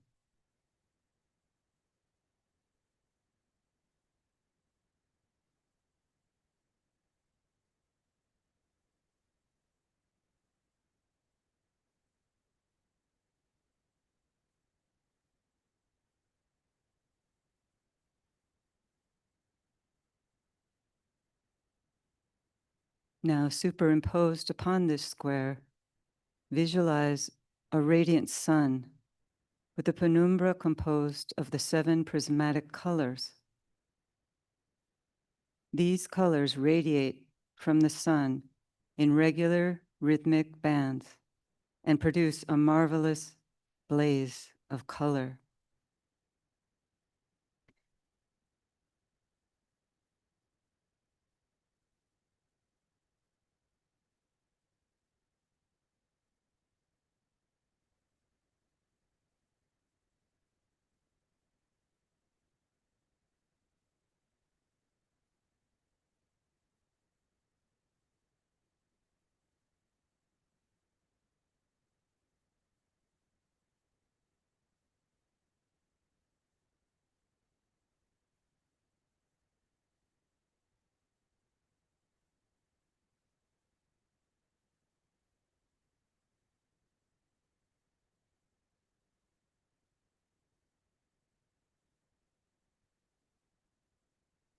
The background of the square appears to have its confusion of colors shown of a heavy, lurid kind of quality.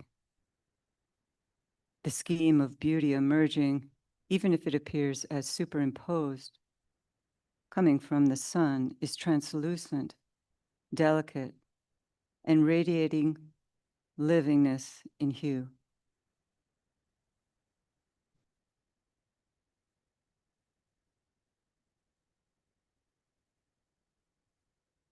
The heavier background can be distinctly seen through the translucence.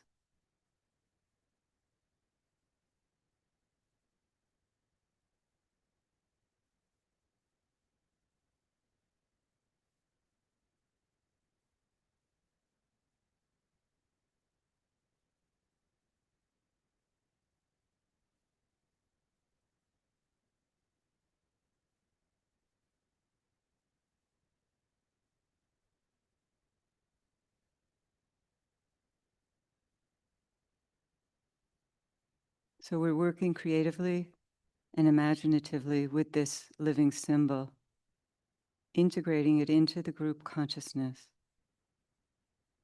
And as the group becomes sensitive to its magnetic field of revelation, imagine a new transparency of lighted meaning and spiritual order revealing itself.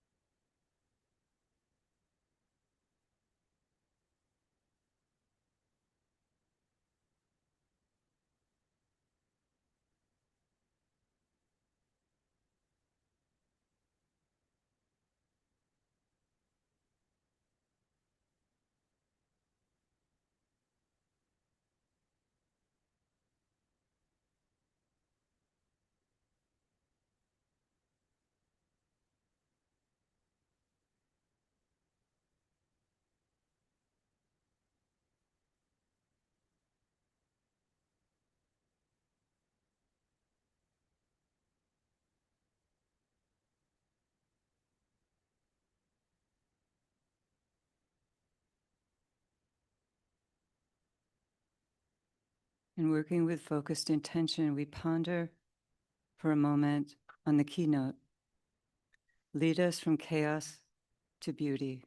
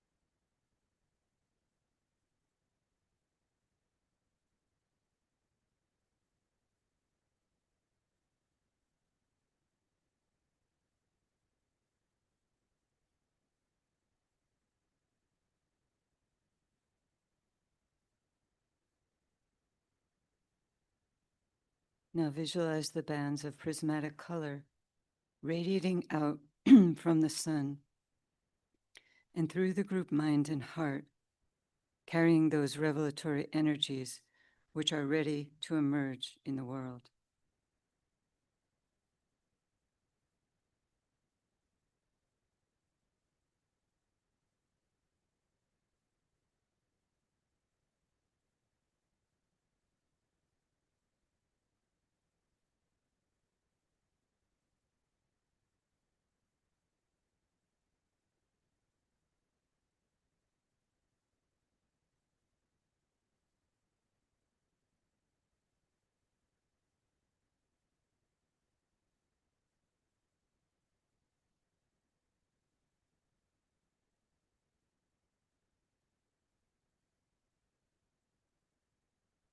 distribution.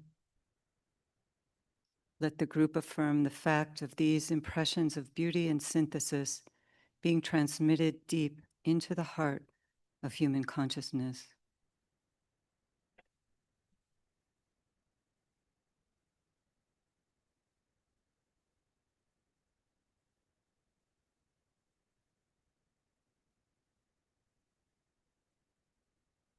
We sound the affirmation of will. Oh, excuse me, the affirmation of love.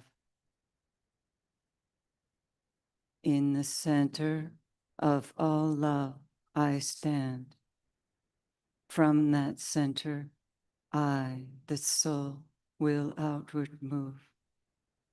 From that center, I, the one who serves, will work. May the love of the divine self be shed abroad in my heart, through my group, and throughout the world.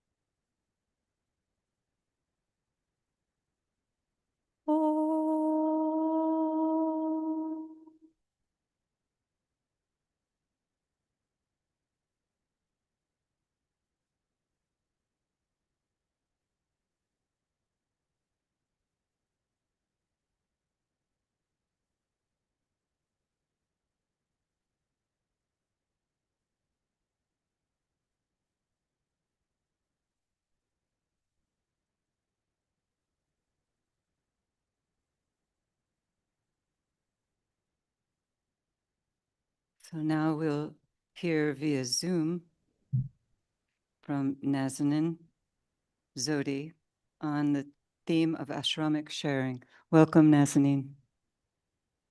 Hello, Kathy. Hello, everyone. Welcome to this sacred gathering where our hearts and minds unite in the shared, excuse me. Sorry. Unite in the shared pursuit of light, love, and service. Across the world, in every land and under every sky, we stand together as a group, striving to express the divine quality that seeks manifestations through us. May this moment be one of deep reflection, inner attunement, and collective purpose as we explore the profound interplay between Ashramic sharing and the revelation of the hidden vision. Ashramic sharing, as revealed in the Tibetan teachings of discipleship in the New Age, is far more than an esoteric concept. It is the very life force that sustains the ashram and enables its work. Within the ashram, all is shared, not merely knowledge, but the very substance of a spiritual energy, responsibility, and light. The sharing encompasses all reactions, all attitudes, all wisdom, and even all limitations. Nothing remains hidden, for the ashram is a place of transparency and mutual support. Each disciple's strengths become the core group's assists, while each limitation becomes a collective challenge to be overcome. This sacred interchange is the foundation upon which the ashram functions, weaving individual strengths of consciousness into a luminous field of group awareness. This ashramic sharing is one of the great compensations of discipleship. By means of it, added light can be audibly endured. This endurance is not passive, but an active assimilation of a spiritual energy, allowing for the inflow of higher frequencies without distortion. Great united strength can be brought to the service of the plan, and the occult significance of the Tibetan words. My strength is as a strength of 10, because my heart is pure, can be grasped. The perfected strength of the ashram symbolizes by the number 10, becomes available to the disciple whose purity of heart has enabled him to penetrate into the ashram. The number 10 is of deep esoteric significance, composed of 1 and 0, 1 representing unity and synthesis, and 0 signifying the infinite and higher states of consciousness. To move from 1 to 10 is to transition from individual realizations to complete integrations within the divine order, where the disciple not only perceives the vision but becomes its living expression. The heart, in esoteric understanding, is the great circulatory center of life, and purity of heart is the key to accessing the Ashramic field. The hierarchy itself is the planetary heart, the living reservoir of divine love and wisdom, through which the pulse of planetary evolution flows. Just as the physical heart sustains the body, the hierarchy sustains the soul of humanity, transmitting the life-giving energy of a spiritual purpose. When a disciple enters the ashram, their own heart becomes attuned to this planetary heartbeat, and the rhythm of their being aligns with the greater will. In this alignment, knowledge is more rapidly transmuted into wisdom, and the mind becomes receptive to the higher understanding of those with whom they are associated.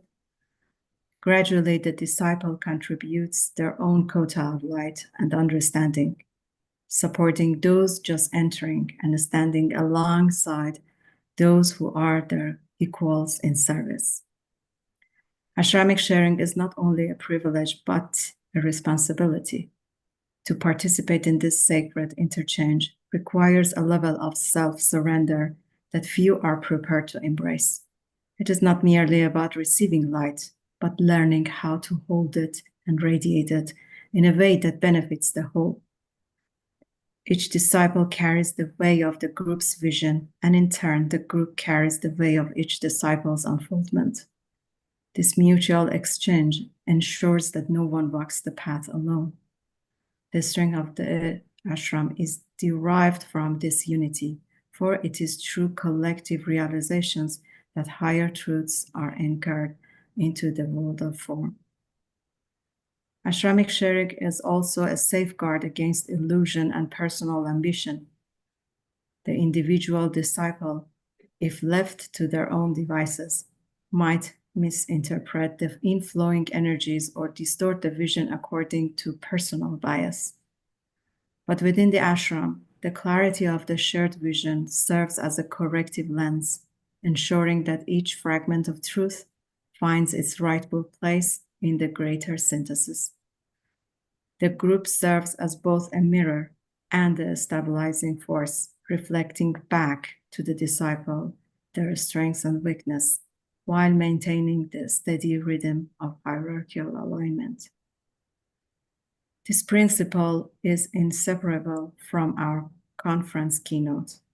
Let the group express the quality of the hidden vision. The hidden vision is not an abstract idea, nor is it the possession of any single individual. It is a living reality that emerges through the collective striving of a spiritually attuned group. The ashram serves as a conduit for this vision, refining and clarifying it so that it may be precipitated into human consciousness.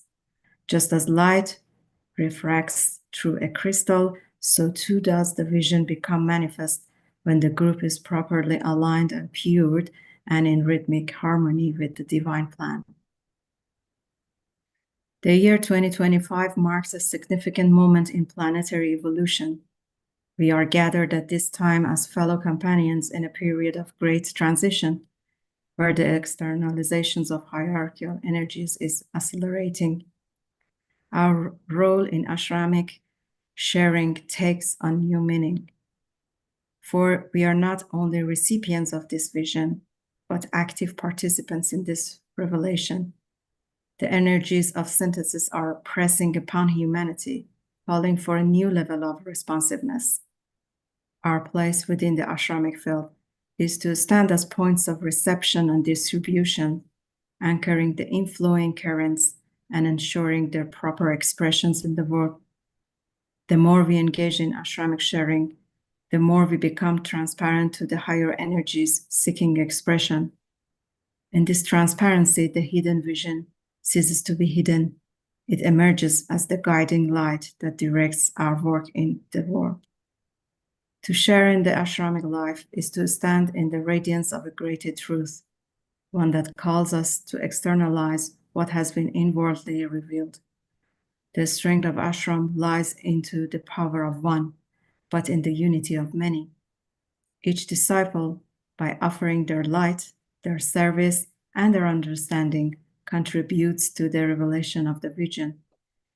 It is through this shared effort that the ashram functions as a bridge between the hierarchy and humanity, ensuring that the divine purpose is not merely perceived, but actively embodied.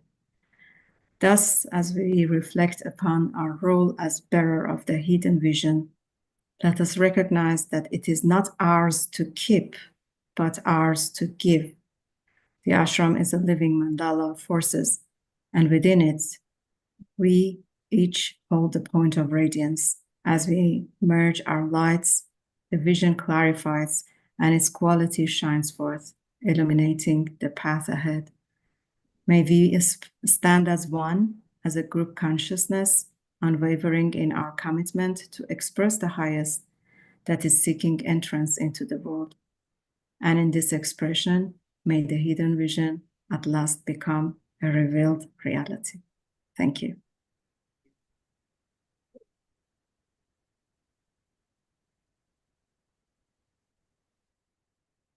Thank you so much, Nazanin. And now we'll hear from Maya on the theme of that which is beauty, goodness, and truth.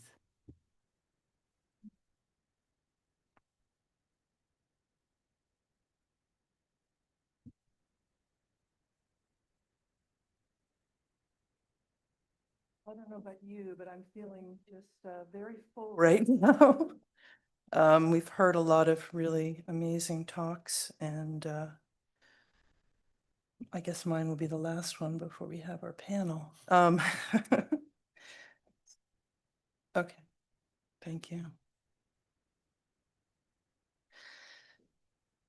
That which is beauty, goodness, and truth.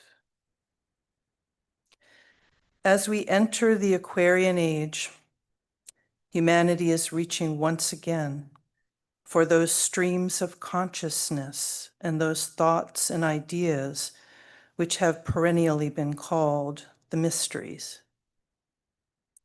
By doing this, humanity can restore its cosmic perspective of itself within the universe. This will also help to align human minds with the will of our cosmic Father and remember his place within a living and energetic universe where great cosmic beings are seeking to express their will. The mysteries are the guiding principles and practices that have acted as beacons of God's cosmic light and life, so man could understand his purpose within the greater whole.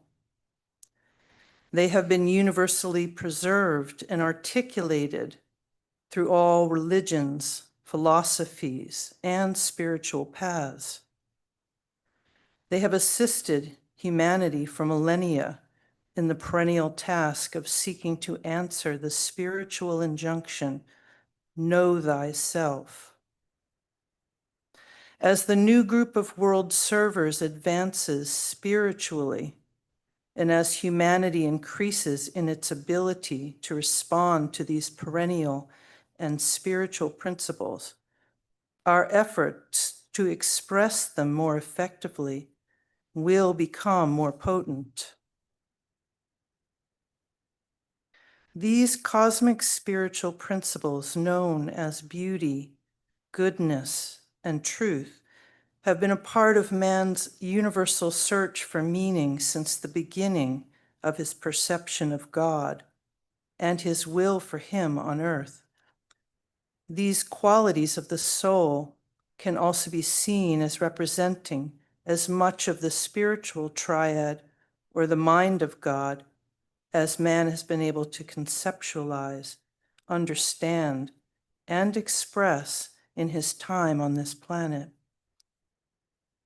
At a much higher level of perception, the initiate can also see them as the purpose of the one about whom naught may be said, seeking expression through his personality vehicles, of which our planet and the human kingdom are a small yet important part.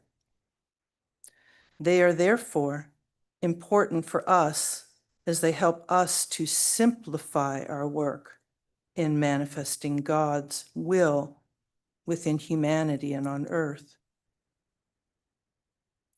The Tibetan asks in Problems of Humanity, will cultured people realize their opportunity? Will our civilized citizens embrace the chance to build afresh, not a material civilization this time, but a world of beauty and of right human relations, a world in which our children can indeed grow into the likeness of the one Father, and in which man can return to the simplicity of the spiritual values of beauty, truth, and goodness. Krishna spoke of these principles in the Bhagavad Gita, and the philosophers Plato and Aristotle placed them at the heart of humanity's purpose for being.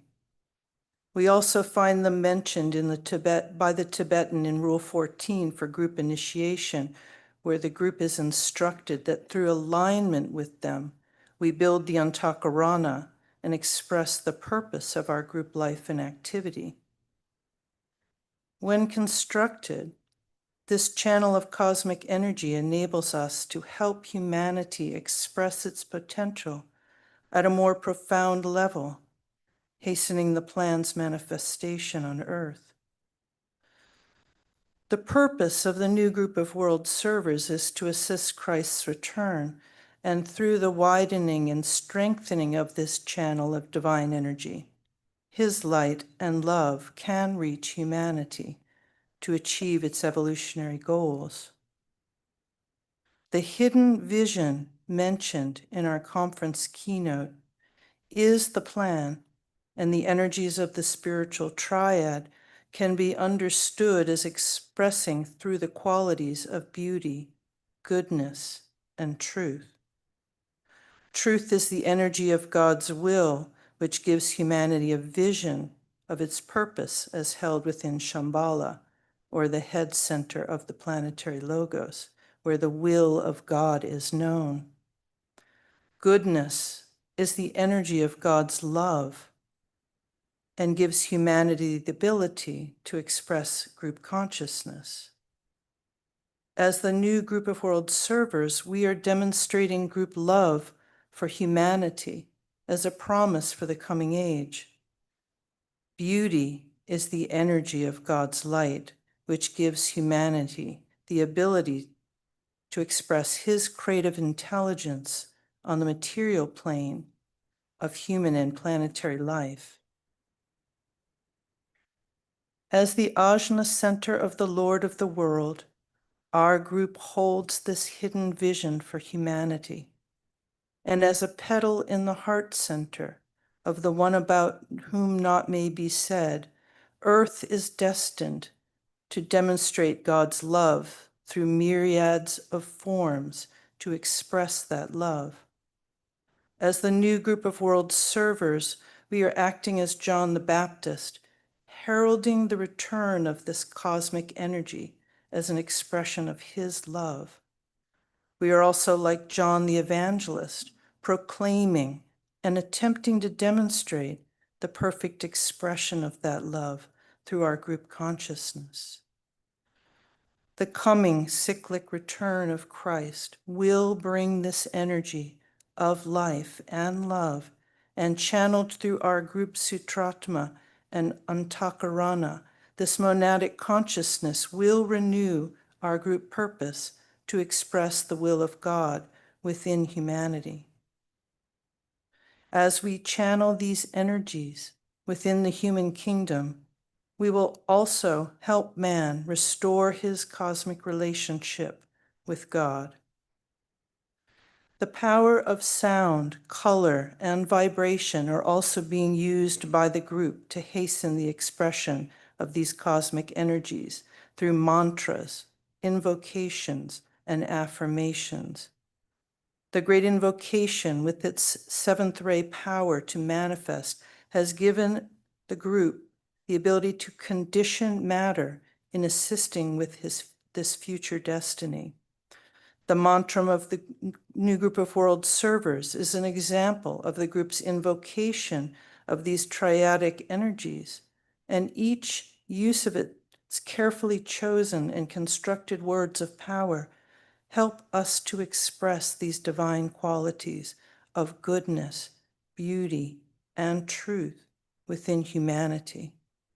By using them daily, we contribute to the group's building of the Antakarana. We have hastened our evolution through the development of the concrete mind, and in the process, we temporarily lost our ability to contact these higher energies and forgot our cosmic relationships. We are now rediscovering these higher aspects of the mind, helping us to reestablish our connection with God's will for our kingdom. As the new group of world servers, we are therefore the forerunners in this work of building the Antakarana for humanity. The result of this is demonstrated through the work of Triangles, World Goodwill, and the Arcane School. They are expressions of our having built a channel for these higher energies to enter the human kingdom. Through this hierarchically inspired effort, we are bringing awareness of the one life, the one heart, and the one work of God back to humanity and assisting in Christ's return. Through our identification with the one life, a new era of spiritual and hierarchical leadership will be restored. Through the establishing of a new group of new world religion, the one heart of God will manifest within humanity, and true group consciousness will result. And finally, through the restoration of the mysteries, a universal education of the soul will be reestablished, and the one work will guide humanity towards our spiritual and evolutionary destiny.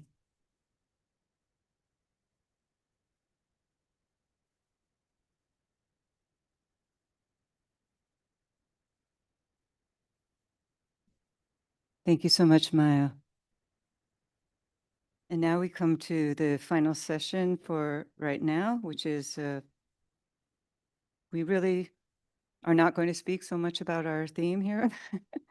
We had a Zoom meeting and we kind of decided that this topic, the spiritual destiny of humanity, is rather large.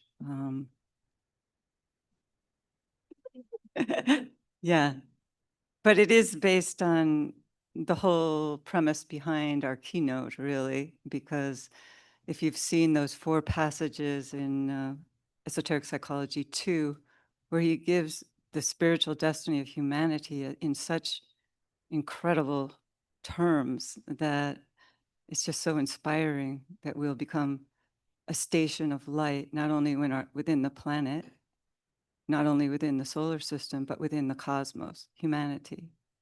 And so we thought that rather than speak about such an august topic, that we would break it down to talking about group work, because obviously humanity has to become a united center in order for this to come true, this destiny.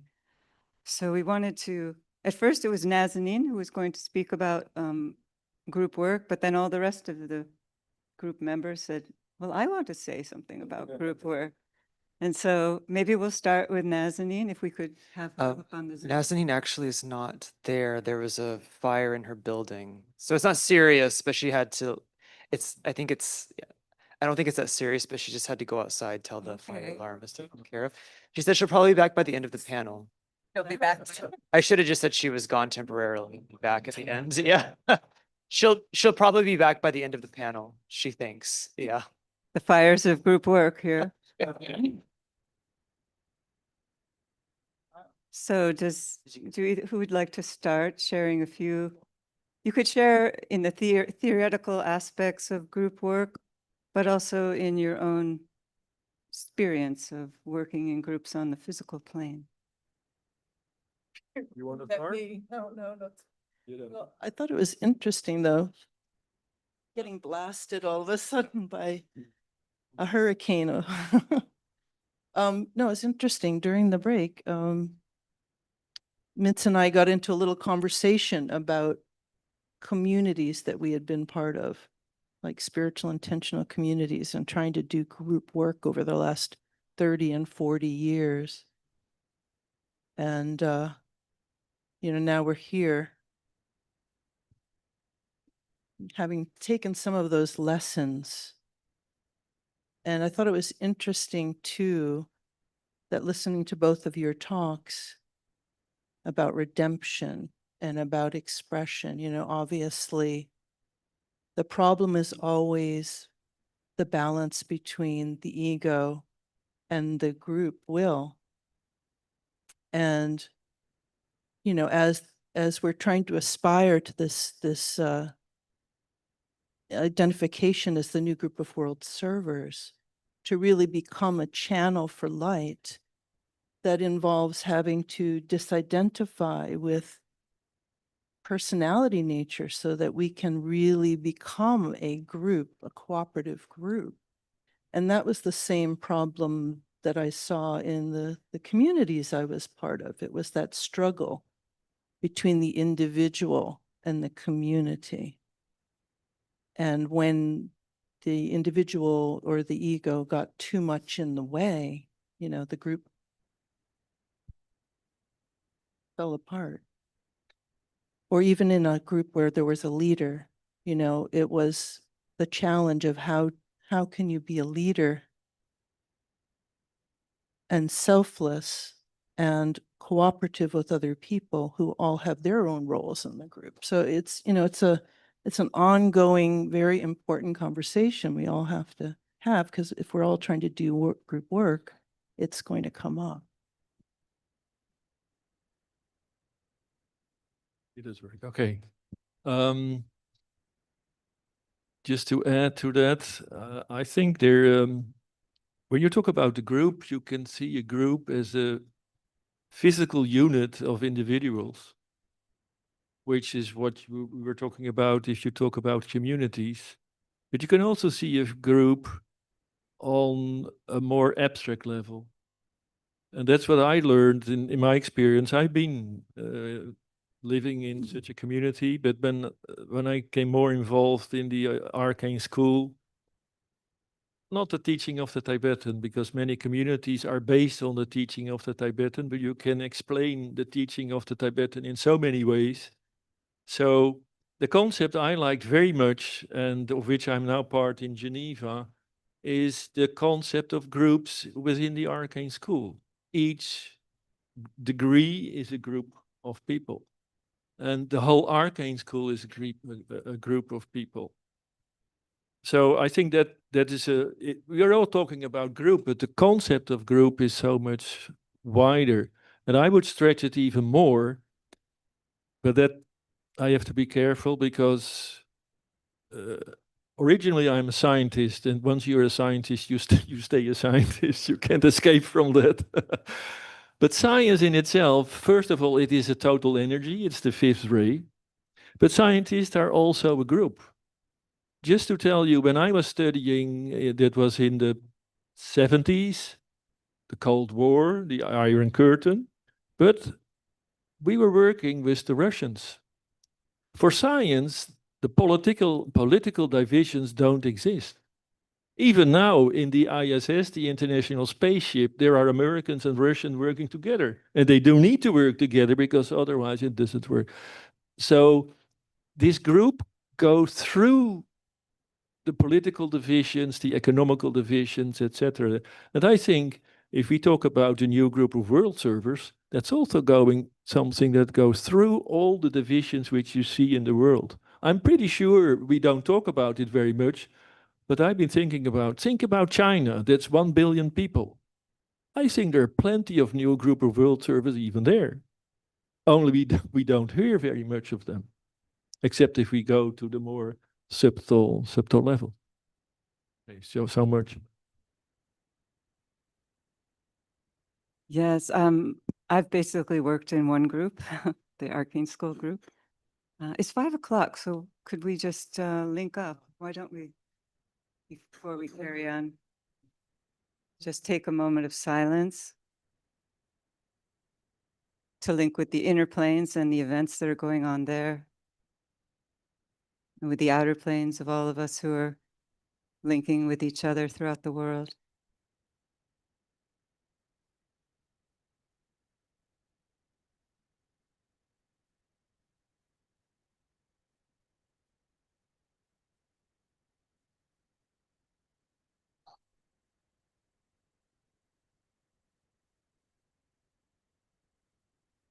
We'll sound the mantra of the new group of world servers.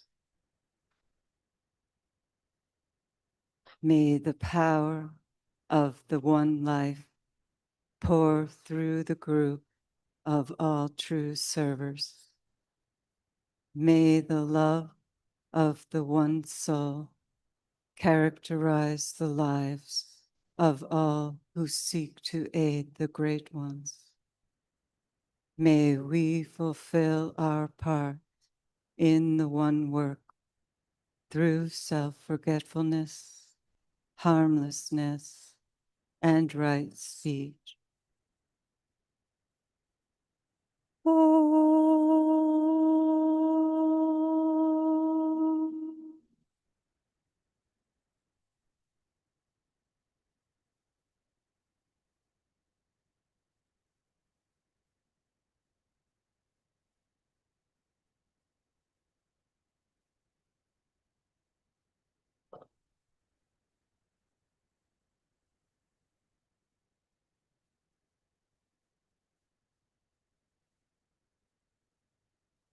Yeah, so I've worked most of my life in the Arcane School headquarters and learned many things about the fires of the group and also about the real privileges. Those fires are part of the privileges of learning and working together, trying to submerge your own personal identity, not your identity, but your views in the greater wisdom of the group life. And it's a really valuable opportunity. And so students also have that opportunity because there's a certain measure of anonymity, within the school group.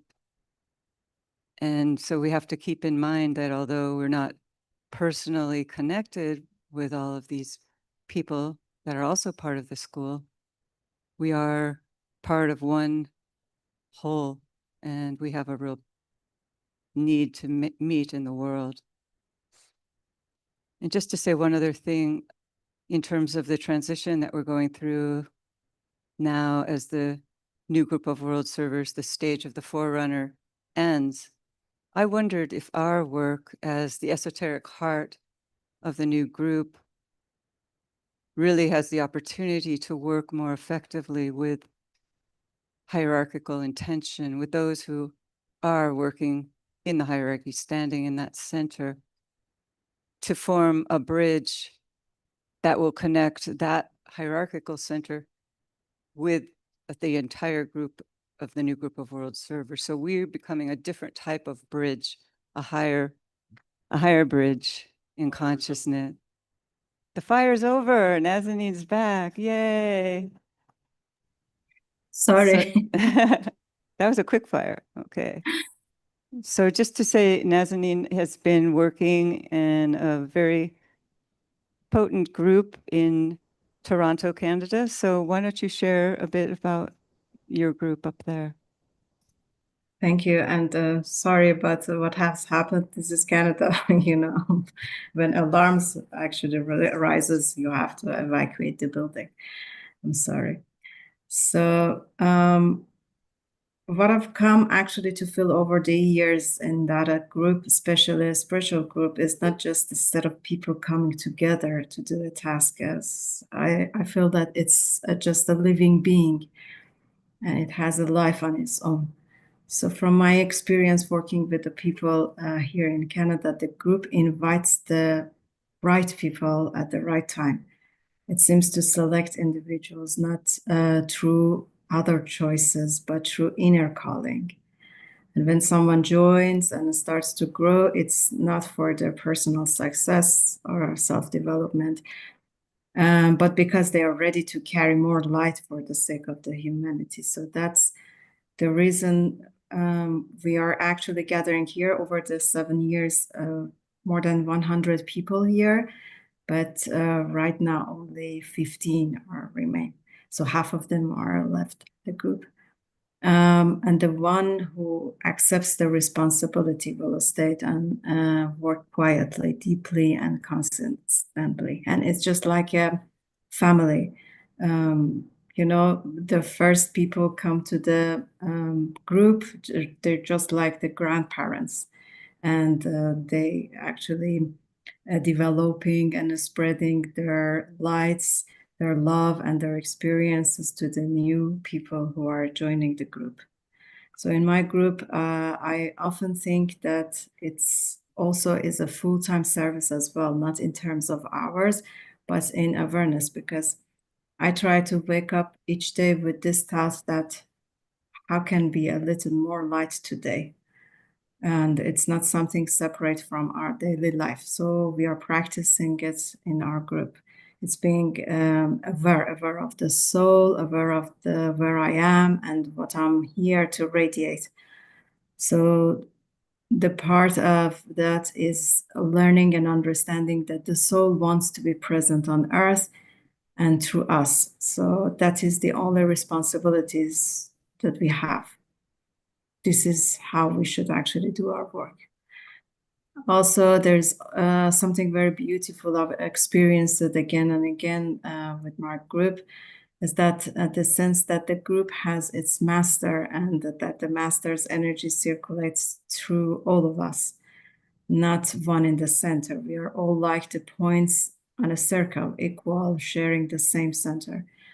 And often I will reflecting on something very silently, and the next day someone in the group will say that, you know, I had these experiences, and it's exactly related. Then others share their insights, their responses, and suddenly you realize that it's not coming from just one person, and it's the master's presence moving through the group, touching each one differently, but always as one life.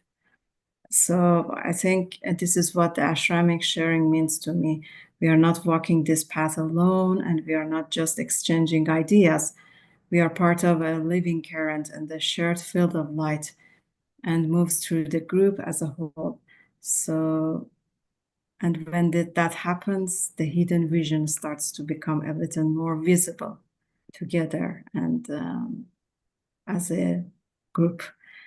And just wanted actually to add a beautiful line of a Persian poem to this. It says that open your eyes and open the eyes of your heart, and you will see the soul, and you will see that which cannot be seen. Thank you, Nazanin.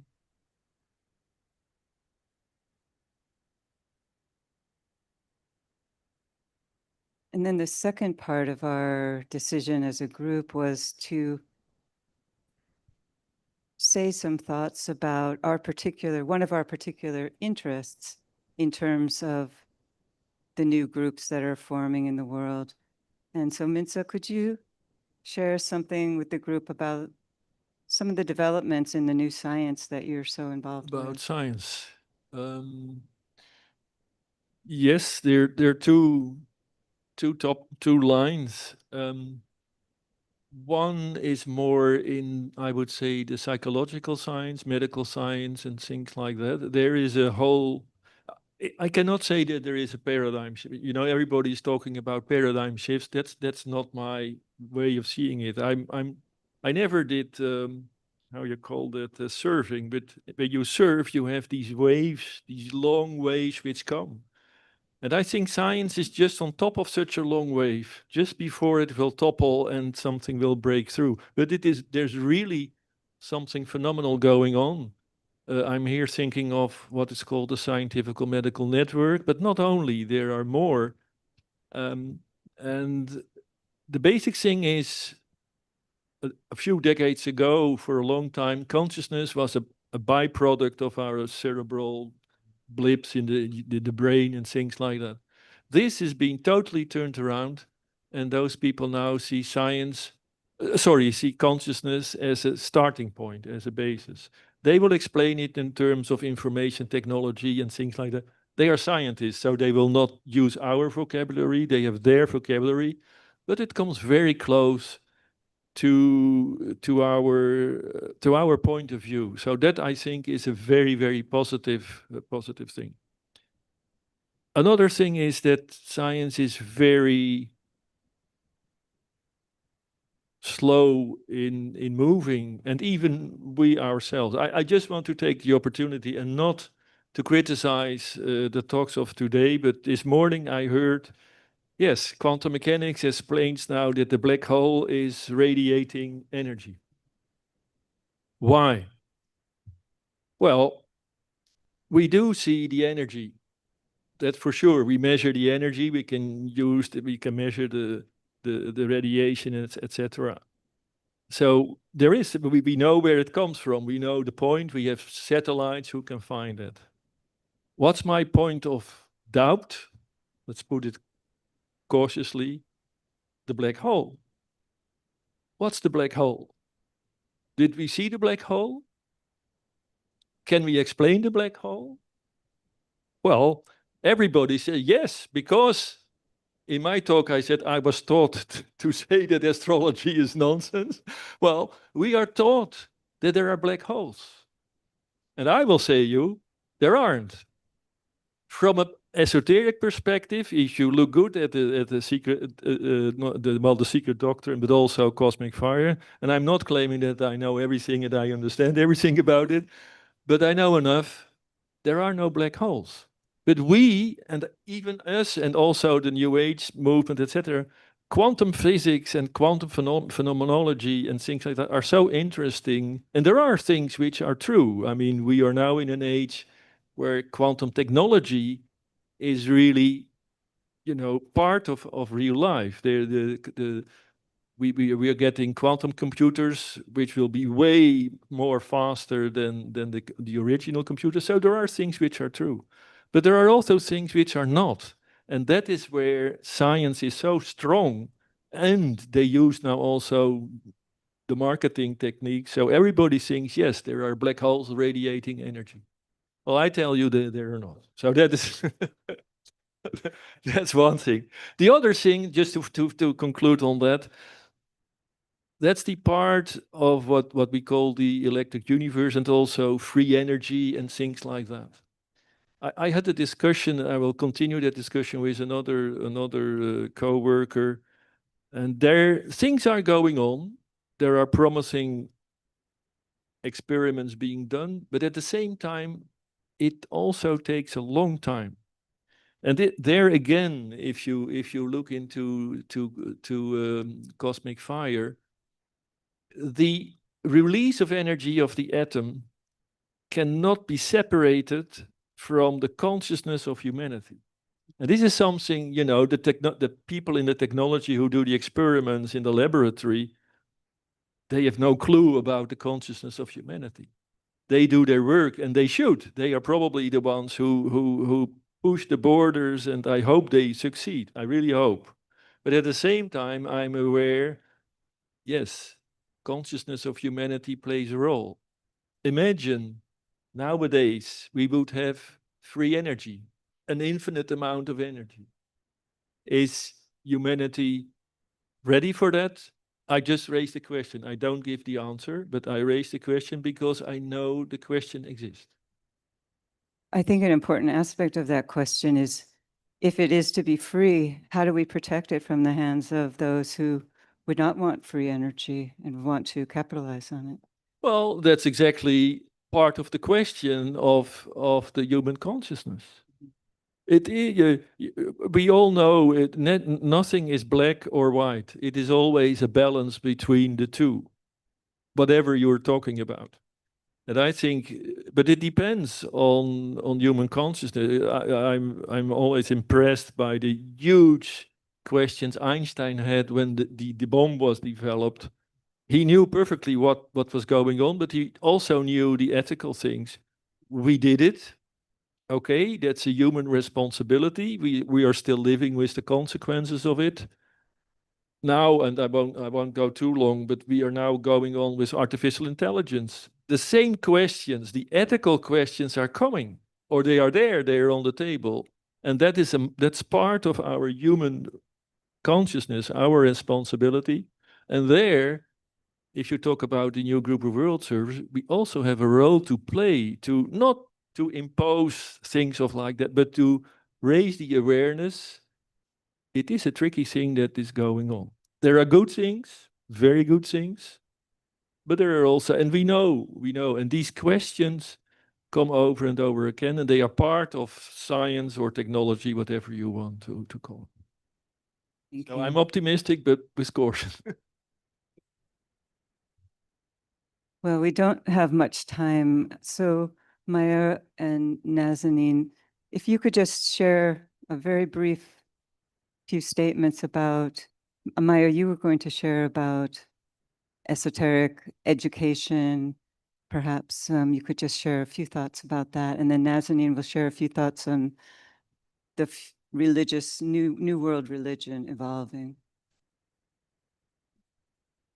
Well, it's interesting, you know, in the last 40 years, I came from an academic and intellectual family in Boston,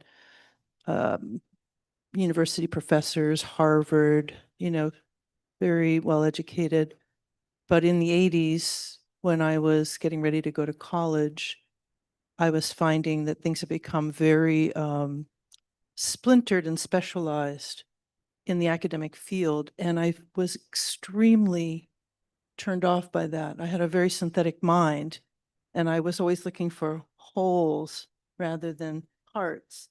And I couldn't find a place for myself in the family business, so to speak. So I rejected academia and started my journey and found the Ageless Wisdom. And, you know, eventually became a student of meditation and whatnot. But it's interesting, you know, and now I'm here at the Arcane School, and it is fascinating to see how things have changed over the last 40 years. I think the last line in my talk was about the restoration of the mysteries and reestablishing of a true education of the soul. And I see that happening now, beginning to happen now, with people talking about seeing the whole person and trying to create education from every stage of human development that sees the end at the beginning and assumes soulfulness, and then takes that journey to get there at every stage that humans need to go through. Obviously, university education is one of the later stages. But, you know, in the 80s, it was very concrete minded. There was this ceiling that you couldn't get past, and nobody wanted to talk about anything to do with God or some kind of higher being or whole, something in which we were a part. And, you know, my talk, I think, was really about that journey we're all taking. You know, group consciousness is the degree, like Mintz was saying, the degree of our identification. What do you identify with? And that usually determines how you operate in the world.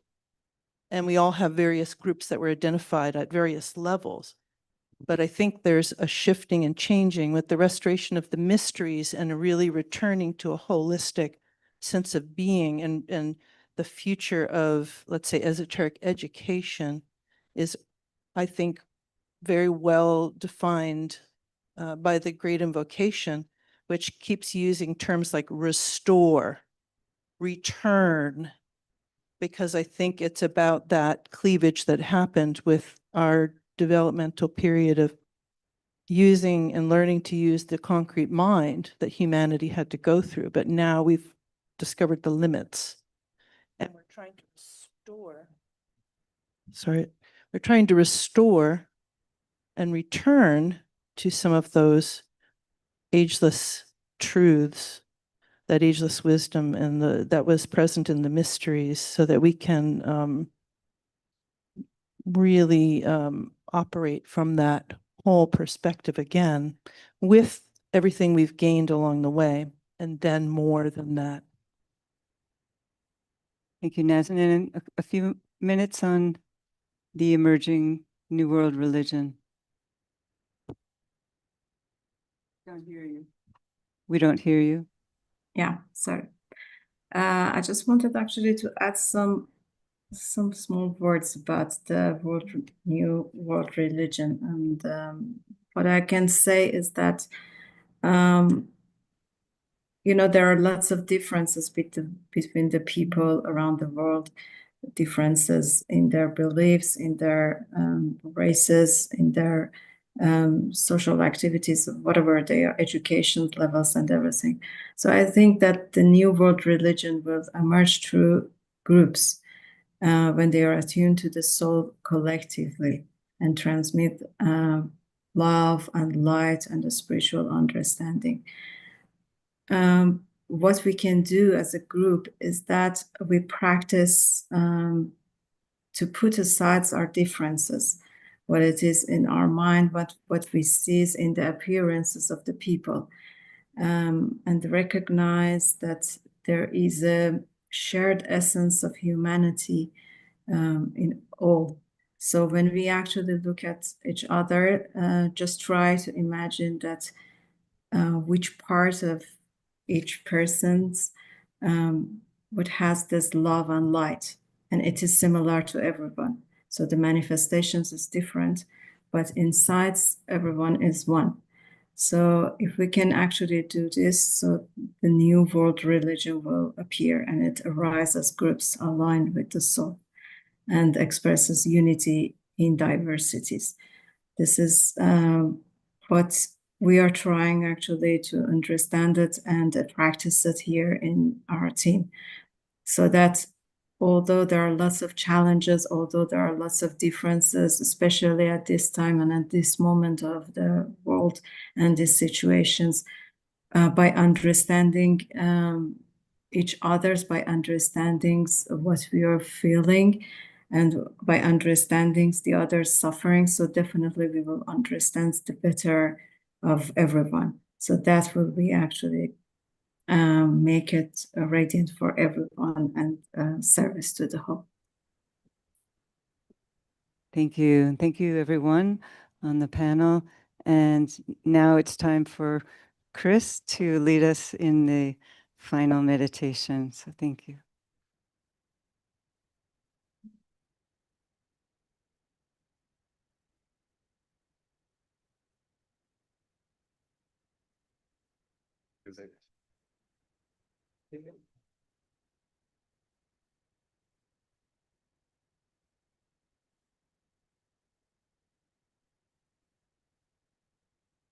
I'll make it dynamic.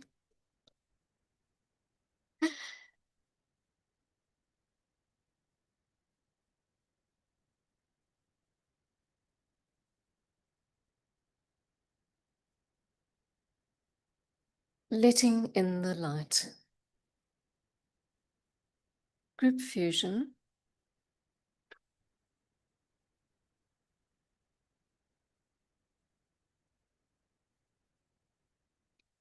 I am one with my group brothers, and all that I have is theirs.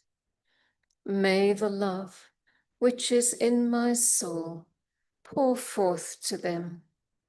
May the strength which is in me lift and aid them. May the thoughts which my soul creates reach and encourage them.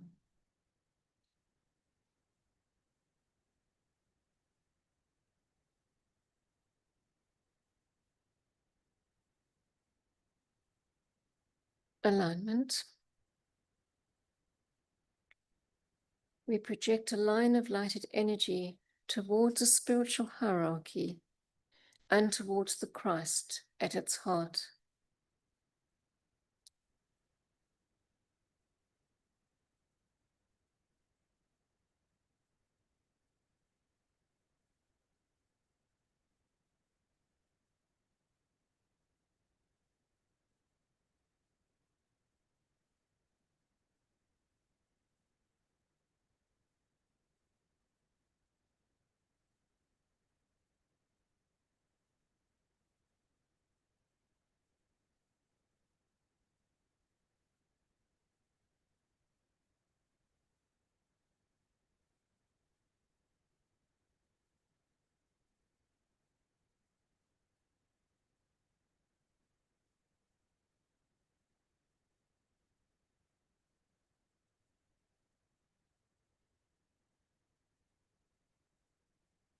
Extend the line of light toward Shambhala, the center where the will of God is known.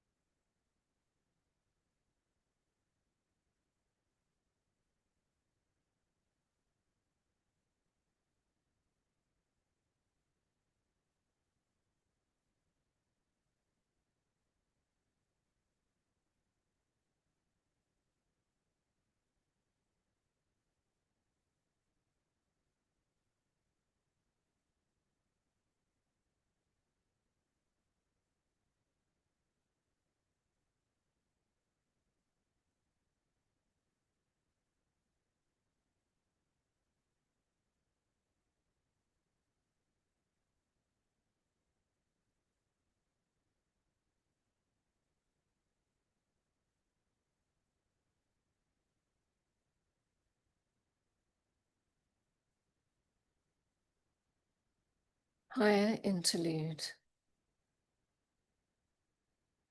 We hold the contemplative mind open to the extraplanetary energies streaming into Shambhala and radiated through hierarchy. We use the creative imagination to see the three planetary centers, Shambhala, hierarchy, and humanity, gradually coming into alignment and interplay.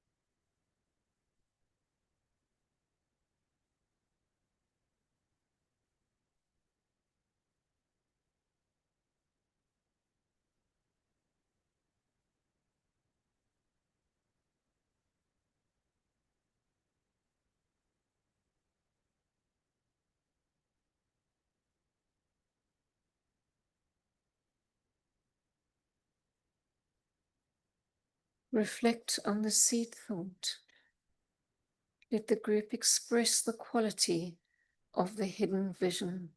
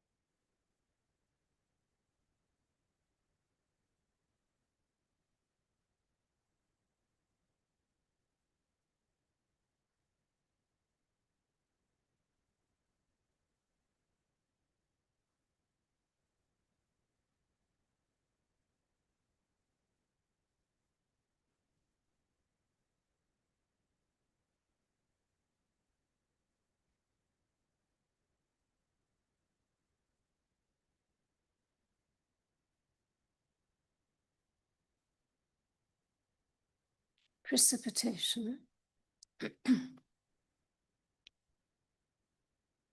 Use the creative imagination to visualize light, love, and will to good pouring throughout the planet and becoming anchored on Earth in prepared physical plane centers through which the plan can manifest. We use the sixfold progression of divine love as a sequence of energy precipitation, Shambhala, hierarchy, the Christ, the new group of world servers, men and women of goodwill everywhere, and physical centers of distribution.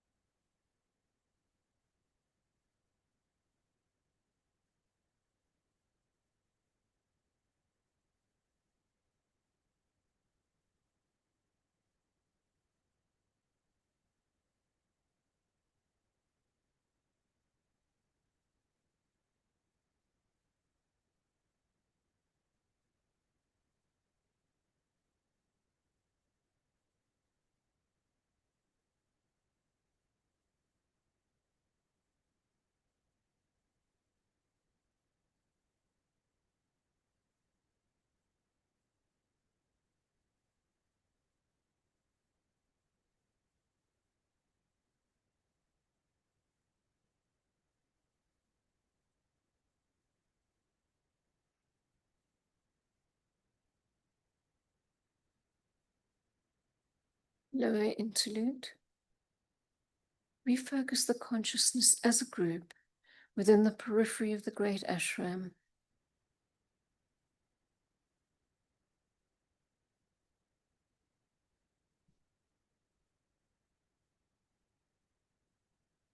In the center of all love, I stand. From that center, I, the soul, will outward move. From that center, I, the one who serves, will work. May the love of the divine self be shed abroad in my heart, through my group, and throughout the world.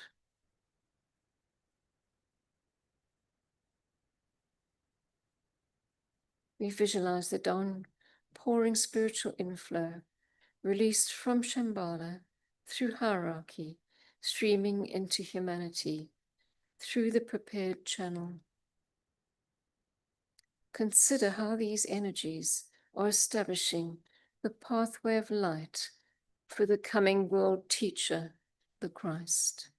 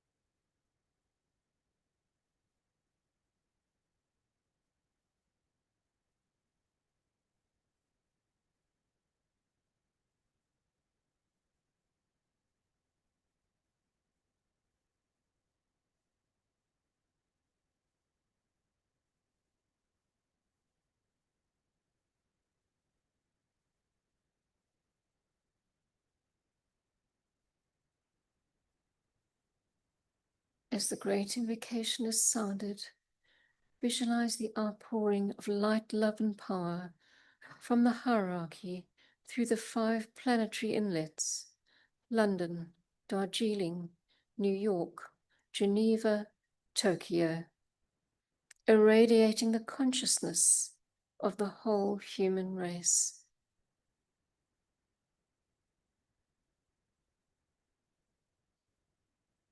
From the point of light within the mind of God, let light stream forth into the minds of men. Let light descend on earth. From the point of love within the heart of God. Let love stream forth into the hearts of men. Make Christ return to earth.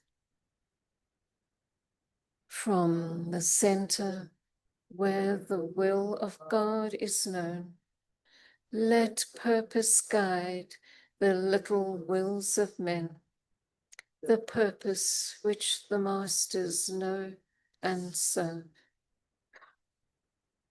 From the center which we call the race of men, let the plan of love and light work out, and may it seal the door where evil dwells.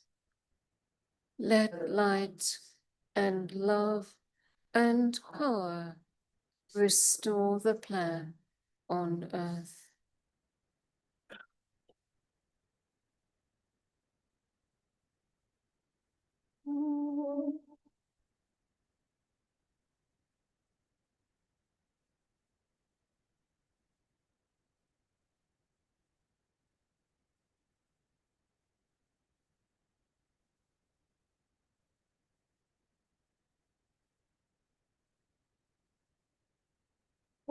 Oh,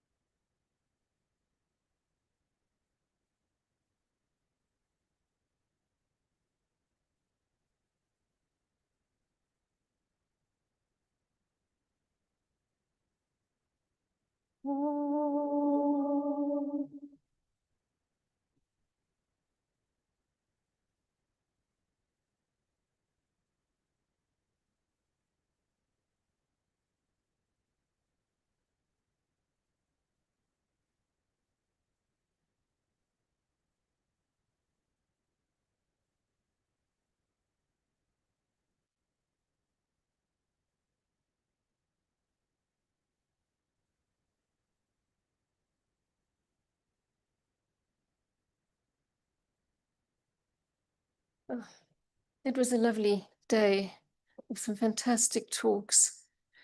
And well, I can't name everybody, but I think everybody's was really helped to, I don't know, clarify something of quite a difficult keynote of the hidden vision. And tomorrow we'll start again at 2 o'clock in the afternoon, same as today. And those people who are secretaries and commentators, just a reminder that the secretarial workshop will be here at 11 o'clock tomorrow morning. Right. Thank you so much for coming, everyone.